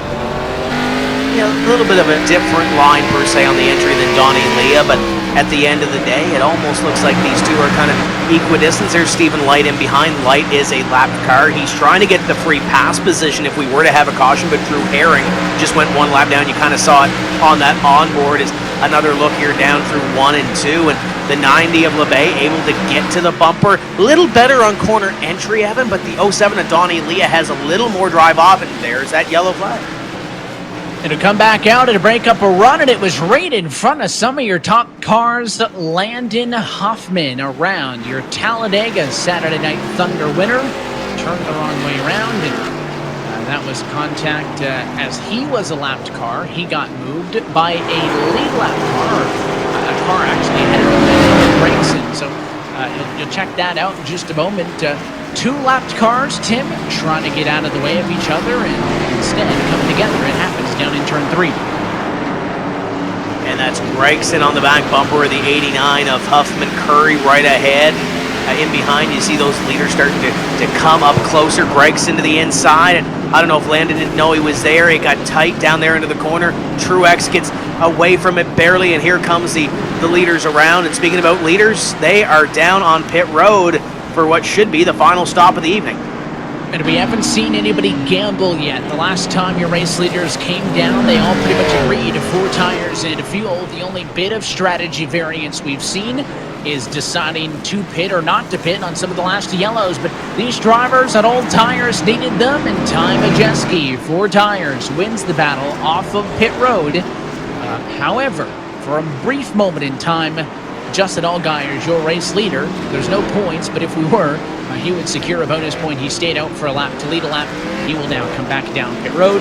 Ty Majeski assumes his spot up top, started on pole. Tim, even for those who may have just been introduced in a real sense to iRacing in these last few weeks, if you've heard iRacing mentioned over the years, NASCAR and iRacing's partnership has been going on for the better part of more than a decade now, and kind of the big name that pops up is Ty Majeski a lot, who has made a lot of starts throughout the short tracks, but as well in the Xfinity Series with the iRacing colors on board his Ford Mustang, and is kind of renowned as the best sim racer. When you talk about things like in-sim time and experience at iRating, he has the top 2 accounts in the world, and maybe being challenged for that #1 sim racer title by William Byron, who won 3 Pro Invitational Series races. But Ty Majeski, a name that if you've heard anything about iRacing before this last month and a half, is a name you may have heard of. Majeski has a bunch of cars in front of him. Those are lap down vehicles trying to get the wave around and either get back on the lead lap or get one of their laps back late here, because you know how Martinsville works. There might be a couple of cautions here. You might be able to catch the free pass and get back on the lead lap. But you look at that second place car, that is Anthony Alfredo. He took 2 tires. He may have taken his reset as well, Evan, because I saw a little bit of damage being pulled out on the back end of that number 33 car. But 2 tires on the outside, on the right side. He'll restart second. Josh Berry in behind. Donnie Leah. They're still battling for position, but it's going to be row number 2 as the pace car ducks off here. We're getting closer to 25 to go. This one going to be with 26 laps to go. Could it be the final restart of the night? Green flag flies. We're off and away. And here comes Josh Berry. He's to the inside of Anthony Alfredo. The fight's going to be for second. Donnie Leah locked in behind is Alfredo. I think he's going to have a spot in line here. Does Donnie Leah force the issue? Heck yeah, he does. To the inside he goes, and Berry gets turned into the fence in turn number 3. Dumped him into the wall. Caution flag is out, and at lap number 100, What was such a good night for Josh Berry comes falling apart, and for the 88, not a fan of how that happened. As I think it was a combination of Alfredo not wanting to give up that spot to him, but I think Anthony Alfredo honestly was trying to get in front of Donnie Leah and was too focused trying to get up in front of the 07, and he drove through the 88 car. I think it was a little bit of playing defense more than it was offense, and I think when the defense kind of took over to protect that spot from Donnie Leah, he may have lost sight of the big picture in front of him and Josh Berry. And, once that contact was made, we'll take a look at the replay here in a moment. Once that contact was made, there's really no way to get around it. Take a look at the 33. He's got the car on the inside of Donnie Leah. Berry kind of moves up the racetrack a little bit. Now, Anthony Alfredo's trying to get that inside line protected, but he's got Berry in front of him, and right there, just hooks him right there. You saw that little bit of damage. Into the fence he goes, and Berry's got a lot of work to do in a very short time to get there. The good news is he should have his fast repair to get that thing back out, but with all these cars in the lead lap, Evan, he's going to probably start 20th. Yeah, I mean, for all of the calamity that we've seen, there are still 20 cars on the lead lap, and Berry not going to be the only one down at the pit lane. A couple of lead lappers with damage in most of the cars pitting, though, lapped cars that are continuing to try to get their cars fixed up as they have burned through that reset. But at least for Berry, he's able to get that car fixed back up, but maybe a little bit too little too late. Let's go on board with Anthony Alfredo for this incident. That's Josh Berry on the inside, and you can see Berry clear as he tries to follow him in line down to 3. Not quite, and there's the touch. And you saw just out of the left side mirror that Donnie Leah was looking. You saw all that red and white to the inside. So yes, Anthony Alfredo was trying to get that second place spot away and was trying to manage that battle with Josh Berry, but he also had to manage the battle with Donnie Leah as well. And you saw what happened there to trigger that caution flag. We're going to have a restart with less than 20 laps to go. Alfredo looks like he's lined up in position number 4, but Donnie Leah stuck back on that outside line. We saw him trade positions with Josh Berry through most of the first 100 laps of this race, but now he'll have Alex Labbe to the inside of the next row, and we'll see how courteous they'll be inside 25 to go.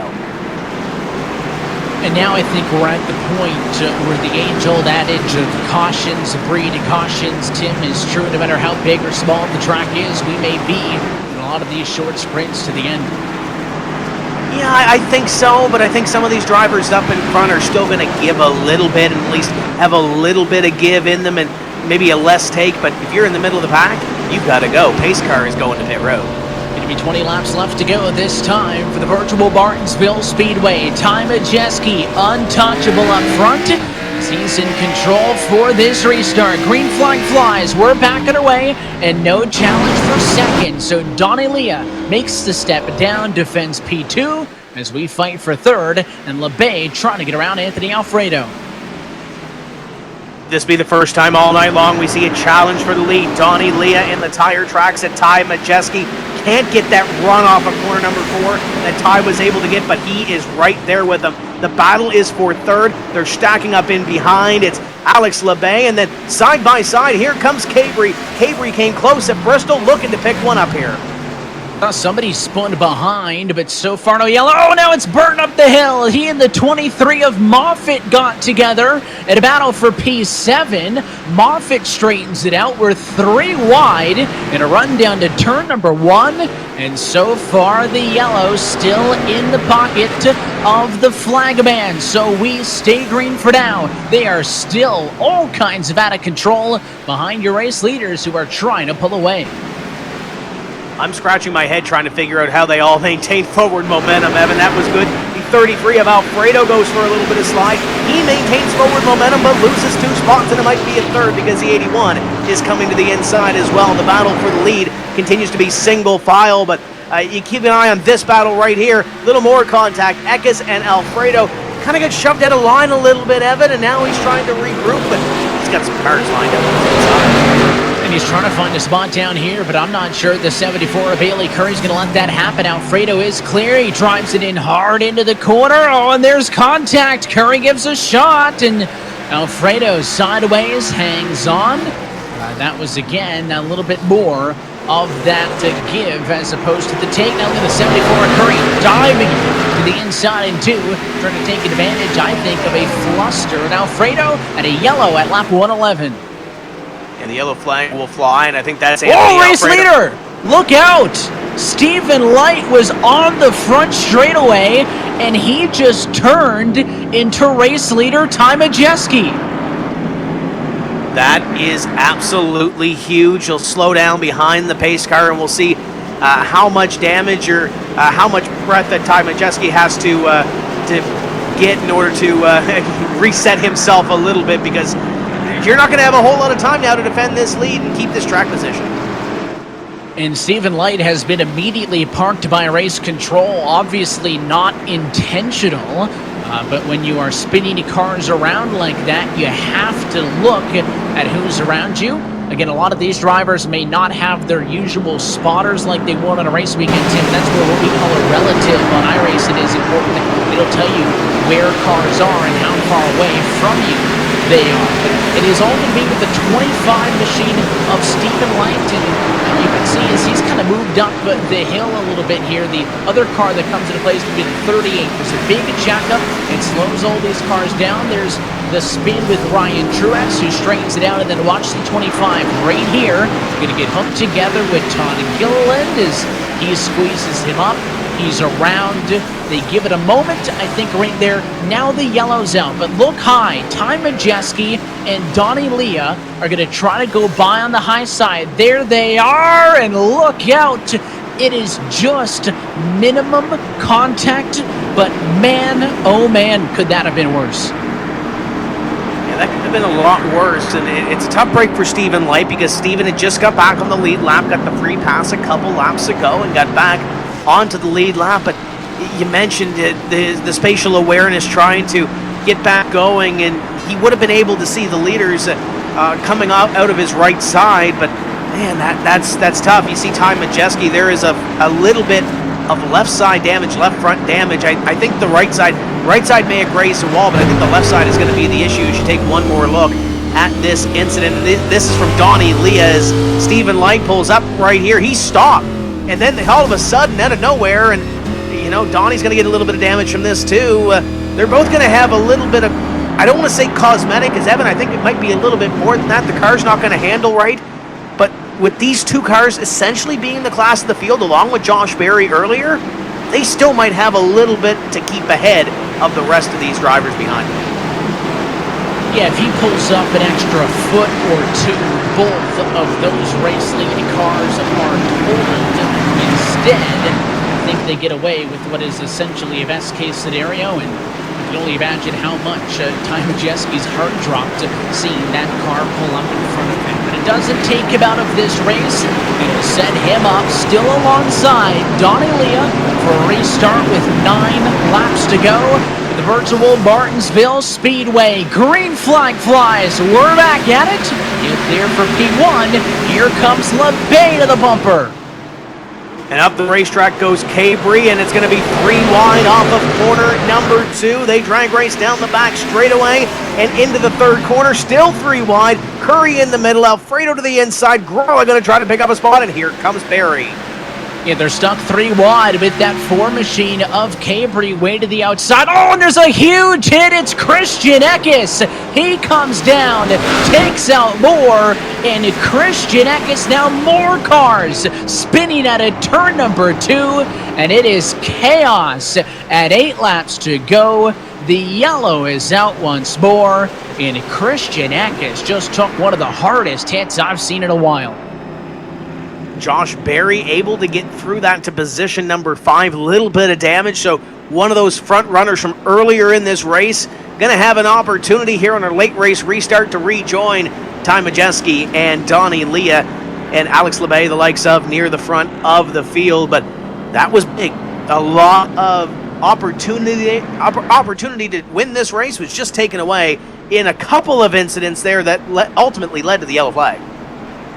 There was a lot, and I know that race control tried to kind of sit on it for a minute, and again, that's why the yellows coming a bit later, as race control is watching the drivers involved and seeing if they can clear the track so that your race leaders do not come up on an active accident scene. And obviously there was a big hit with Eckes, but then they wrecked about another half a dozen or so of them out of 2, which kind of made it a no-brainer. And Ty Majeski has to go through the motions one more time. He seems to be waiting a little bit longer, Tim, every single time, but he kind of has to mix up what his game plan is, because the more restarts we have, the more opportunities Donnie Leah has to get it right just once.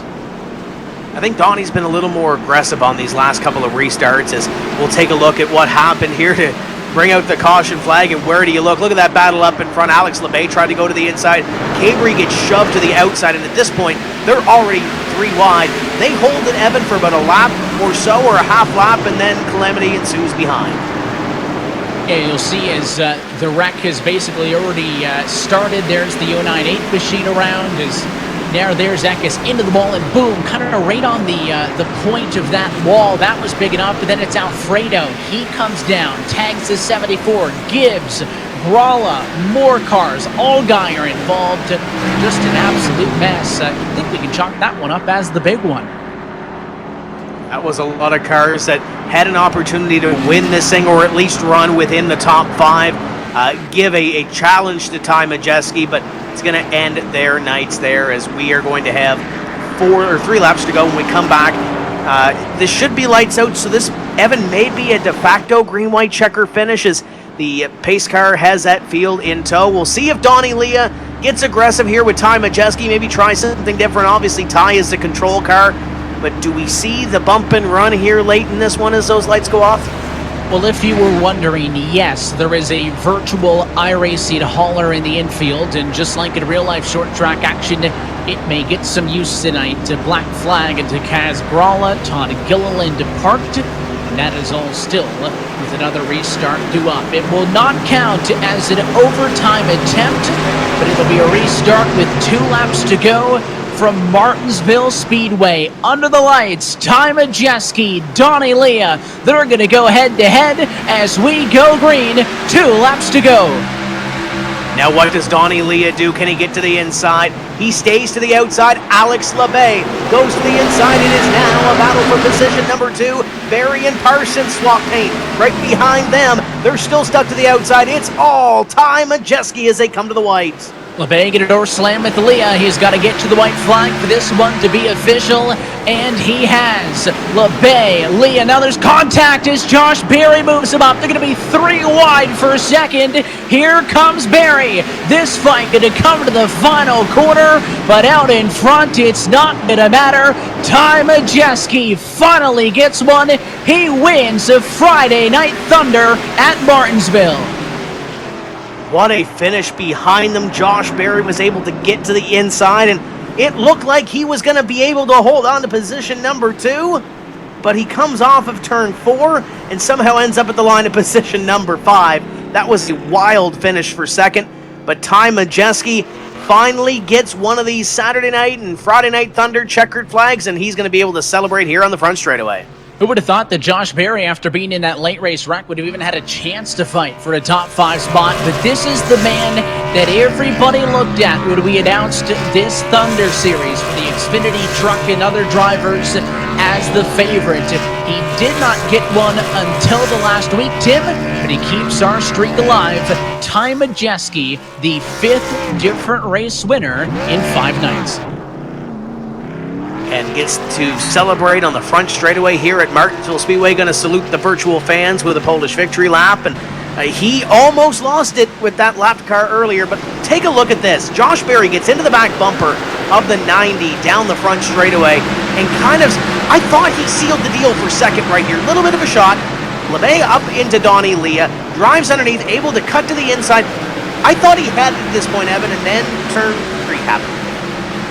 Yeah, he had the good spot, of course. Is going to get in contact with the 90 here, right there, and it just slowed them both down so much. Look at the dive to the inside as LeBay gets pushed to P2 by Donnie Leah. It was Stephen Parsons who made that dive to the inside, and how that somebody for came in late out of nowhere. The 83 car ends up on the podium. There's your full race results tonight for the Martinsville Speedway. Majeski, LeBay, Parsons, your top three. We'll do our best to chat with all of them in just a few moments, along with Donnie Leah and Josh Berry inside the top five.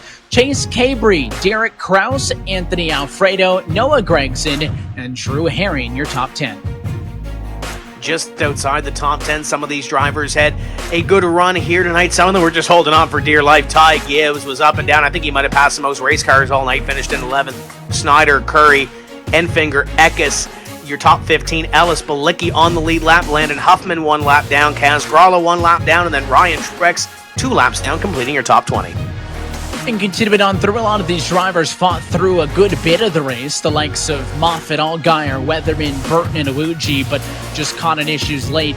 But from P26 on down, issues early. So unable to make the distance. The likes of CV, Burton, Gilliland, Light, and Dollar. So look top to bottom at your full race results tonight from Martinsville. Let's jump on the radio, though, and chat with the driver of the number 45 machine, Ty Majeski, a winner in a Friday Night Thunder for Martinsville. And Ty, I know you've been waiting to finally get the win in one of these things. You've had consistent speed, but you had to sweat it out to week 5, but you finally put that 45 in victory lane. Congrats. Yeah, appreciate that. Definitely, I feel like long overdue. I've always obviously had speed, just never could put a whole race together. I don't run these big cars a ton, so I'll be honest, it took me a bit to find my rhythm with them, get the strategies right. I hurt myself so many times on strategy on the Pro Invitational races and Saturday Night Thunder races. So just learned each and every week, and we were finally able to put it all together tonight. Obviously, it certainly helps being on a short track, which is what I primarily do here on iRacing. So it was right in my wheelhouse, and thankfully, I was able to hold those guys off in all those restarts and put a whole race together.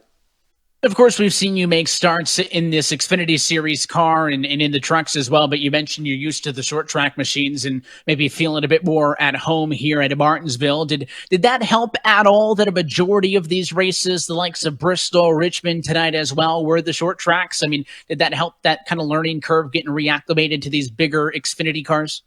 Yeah, certainly. Obviously, Richmond's obviously a high braking zone track, a lot like Martinsville, and Josh got me there, and Josh was really good here tonight. Unfortunately, he got wrecked there.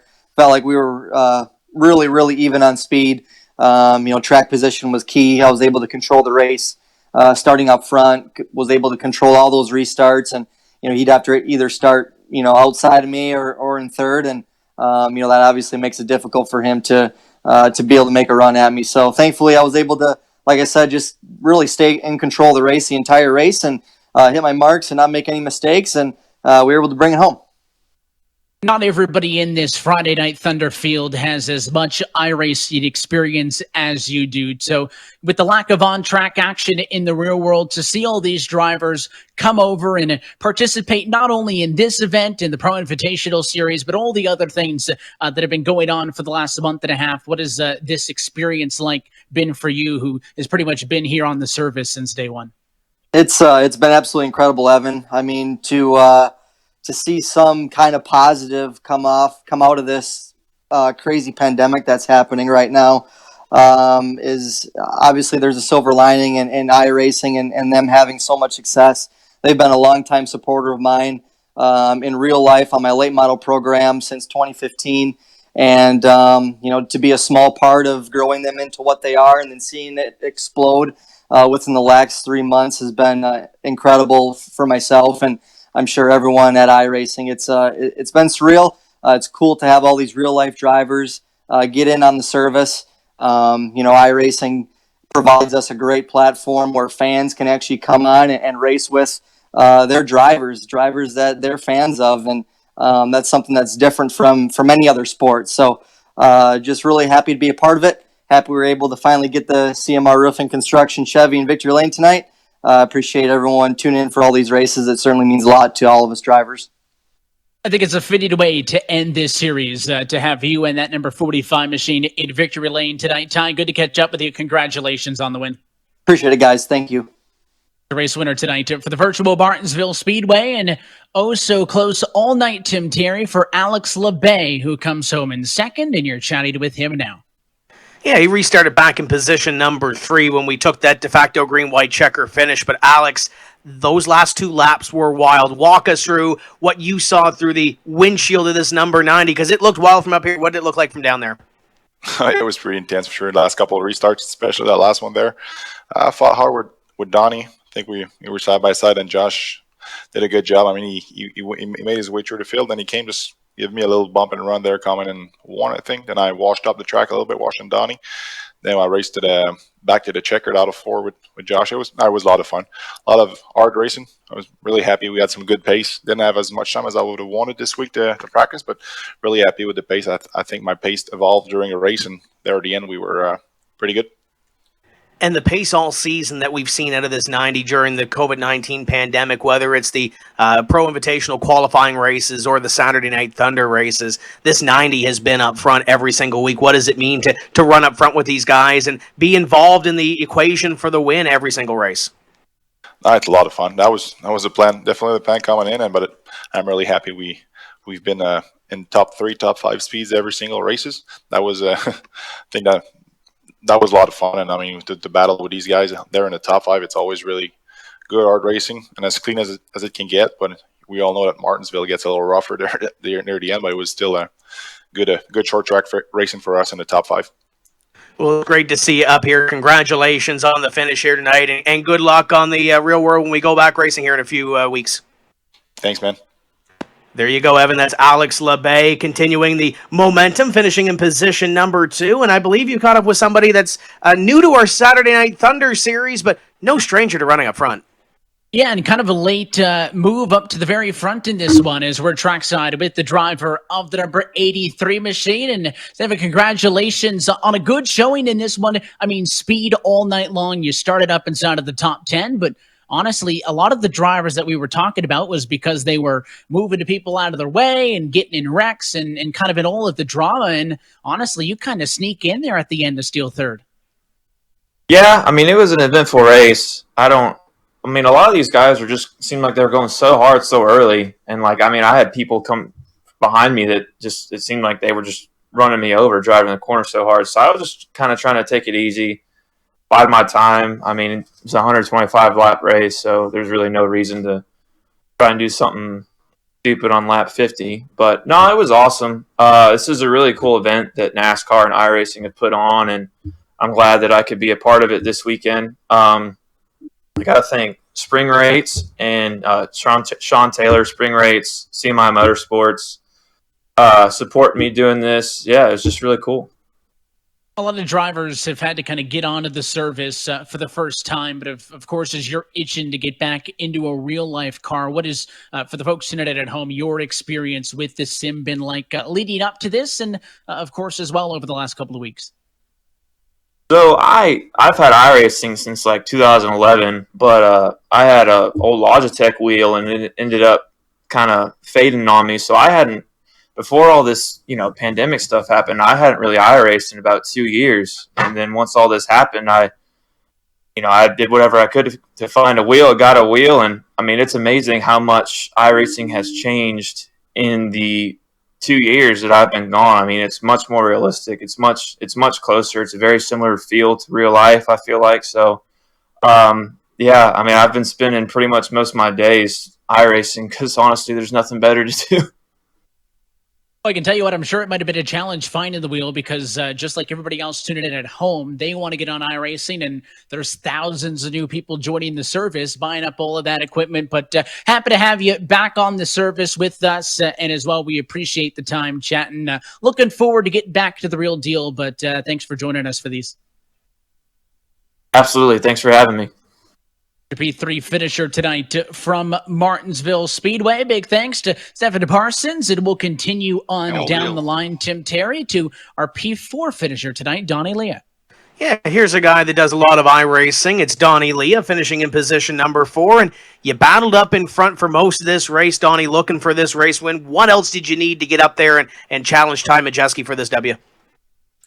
I was struggling to get off the corner. I was just wheel spin. And I was trying to figure out the whole race, and we just couldn't figure it out. So at the end there, rather than finding a hole and tucking in behind Ty, I stayed on the outside, see if I could roll up alongside of him, and I knew I was taking a risk of just getting kind of knocked out of the way, and that's pretty much what happened. But I just took that I made that choice, and just kind of went for it. But yeah, I just struggled off the corner more than Ty and Josh and everyone really. Don't know why, so I have to figure it out. But still a good run, and just had a lot of fun. You do a lot of sim racing here on the service. I know you hang out at the Sim 500 League and do a lot of racing over there, but how cool is it to be a part of this Friday and Saturday Night Thunder and get a good finish in the finale? It's cool. It's fun. I want to thank Kevin for coming. Let me run this deal. But yeah, it's a lot of fun. It's kind of tough because there's a lot of guys in here that don't have a lot of iRacing experience. So as much fun as it is, it's could be frustrating sometimes. But whatever. It's we're on iRacing here. It's pretty much always fun. But definitely good racing. Last week was good. I still kind of beating myself up for speed and exit in the pits last week, but it's been good and it's been fun. I'm not even sure what let me in this deal. I'm old, retired, has been, and so I'm just happy to be here. Well, I know you still got some laps left in you, but before I let you go, I would be remiss if I didn't ask you, because I know he's been helping Timmy Hill and Chad Fincham on Sundays. How big of a help was EJ O'Rourke tonight in the spotter stand? So no, EJ wasn't up there. I had my friend David Comstock up there. And he wasn't spotting. He was just kind of helping me race strategy and let me know what's going on, what everybody's doing. So, but EJ's a good guy, good friend of mine. So is David. Yeah, a lot of good guys that I met in this. You mentioned earlier, Sim 500 League. It really is a great league. Anyone on iRacing should check it out. A lot of good guys in there that I met and became friends with. And yeah, it's just good hanging out with them. And I want to thank David. He helped me out tonight. Some just kind of race strategy sort of. Running for the pit stops and making adjustments. So thank you, David, and thank you guys for doing the broadcast. You guys do a great job. It's a lot of fun to watch, and I don't know if they're going to keep doing this. I hope they do. If they do, I will see you guys soon. Well, congratulations on the run tonight. I know the family's excited, and you're going to have to get after EJ for missing this one. But congratulations tonight. Thanks, guys. I appreciate it. Have fun. That's Donnie Leah coming home with a great top 5 effort here this evening. And Evan, right behind him at the end, was at All Things Automotive iRacing number 88. Josh Berry finishes in 5th. And he had an opportunity to maybe finish as high as P2 on that final lap as we're trackside with the driver of the 88 Chevy. And Josh, first and foremost, that final lap, man, you get involved in an incident. You're working your way back up through the field and just about stole P2. That must have been fun. Yeah, that was definitely a good comeback. Better than what I expected after I got in the back there. But luckily, I was just able to work the bottom and got lucky a couple times, dodged some wrecks, and really kind of found myself racing for second or third there at the end, and gave Alex a little bump, moved him up, and got underneath of him. And then at 3 and 4, we just kind of come off turn 4, and he was trying to protect, and we just kind of got hung together, and I kind of had to let out just to keep us all going straight, which cost us a couple spots. But overall, I mean, it was still was a great comeback to go back into the 20s with probably 20, 25 laps to go. And at the end of the day, no points on the line. The objective is to go out there, show the car off, make the sponsors happy, and have fun. And it's been quite a ride. And we were just talking with Donnie Leah, who says that he'd like to see some of these events continue into the future, but at least for the immediate future, this appears to be our last of these Friday or Saturday Night Thunder events. And through the weeks, you've got a race win at Richmond, a handful of good showings, and of course, very familiar with the iRacing service and these short tracks. What's the experience been like? It's been a lot of fun. Definitely enjoyed racing with a lot of good racers on here. I mean, congrats to Ty Majeski. He's been super fast at every race, just about, and finally was able to get a win tonight. I mean, he's a great short track racer that I have a lot of respect for. So I was glad to see that he was able to get the win if I couldn't. But like you said, it's just been fun. It's definitely been a weird time for everybody, but hopefully this has been something people can enjoy. I think people are definitely ready to see real racing. I think that's definitely been the case, and I think a lot of people, even in these races, are ready to do that. So, for us, it's just been fun. It's just a good way to get all things automotive and iRacing some exposure, and maybe forget about, or I'm sure a lot of people have forgot about some of these old guys like me. Well, I'll tell you what, you know your way around these short tracks, and it showed. And I know that the objective, obviously, for you behind the wheel is to have fun with it. But I want to thank you as well and everybody who participated for giving all of those people tuning in at home some fun with the downtime here. We appreciate you being here every week, Josh. We appreciate you chatting. Congratulations on the good finish tonight. Congrats on a great showing in this series that went a couple of weeks back, and I'm sure we'll catch you soon.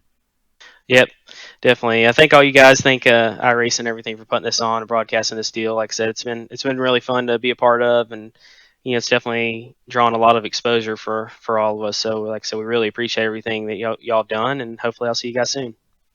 P5 finisher tonight from the virtual Martinsville Speedway. Big thanks to those guys, to Ty, Alex, Steph, and Donnie, Josh, for chatting with us. Our top 5 tonight for Martinsville Speedway. Tim, and it is not done yet, because in about an hour and 5 minutes, if you're on the East Coast, you can say that it's North Wilkesboro Race Day. For the first time in a long time, you can say that. But at least for our Thunder Series, which has been so much fun over the last few weeks, from Bristol, Richmond, Talladega, Dover, and tonight at Martinsville. Just such a fun event to be a part of. Happy to have been on the call with you for these. And I'll echo the thoughts that a lot of those drivers said, that a big thanks to everybody over at iRacing and NASCAR for coordinating this and giving us racing when everything else was shut down. Yeah, even you look back as well at the Pro Invitational qualifier that we called Texas, there's been some really great racing that we've been able to cover here through this pandemic. Excited to see real racing come back to the racetrack at Darlington and Charlotte at the end of this month. But this has been fun, and I'm sure there'll be a lot more drivers that stick with iRacing, and you'll see them in the official sessions as you go on and get some laps done. But congratulations to all the winners. Ty Majeski, the finish tonight was absolutely phenomenal. Saw a great green flag run at Dover.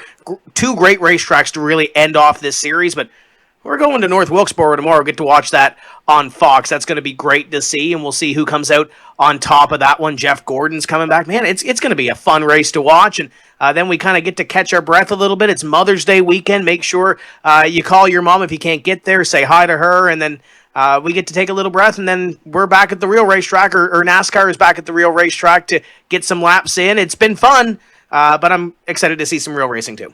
Yeah, and I'm still looking forward to that one. That I'm an hour ahead. You still got 2 hours if you're on the East Coast to call it North Wilkesboro Race Day, Tim. But one more point that I wanted to make before we signed off is that there are several tracks on iRacing that they were scanned when they were active tracks, and we have since lost those tracks, and they live on in the sim. Such a unique situation, though, with North Wilkesboro, and of course doing the similar thing with the Nashville Fairgrounds later this year as well, where we're actually going back and going to tracks that are defunct and are no longer actively used, getting them laser scanned and actually bringing them back to life, which is such a cool experience. We can do things like this in Martinsville, do the first under the lights NASCAR sanctioned race, if you will, on the sim, but going back and bringing that history into the sim, where it will live on forever, I think is my favorite thing to come from all of this.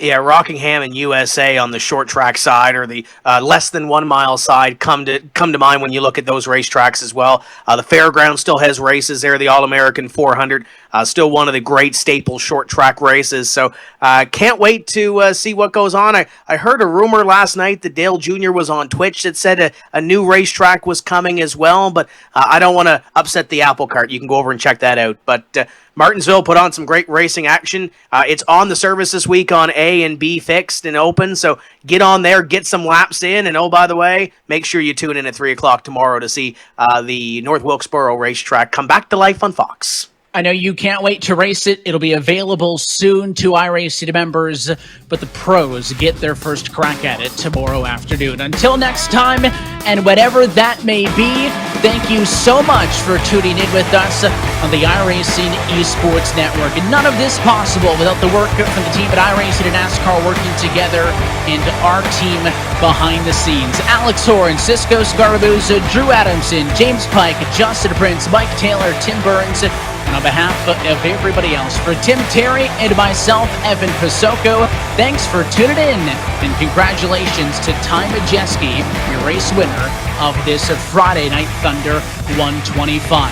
There is more sim racing next, and it is tomorrow afternoon. We'll see you for the eNASCAR North Wilkesboro 160. It's back and on the iRacing service, and you can catch coverage tomorrow afternoon at 3 o'clock p.m. Eastern Time on Fox FS1 and the Fox Sports app. Until next time, good night from Martinsville. We'll see you next time on iRacing.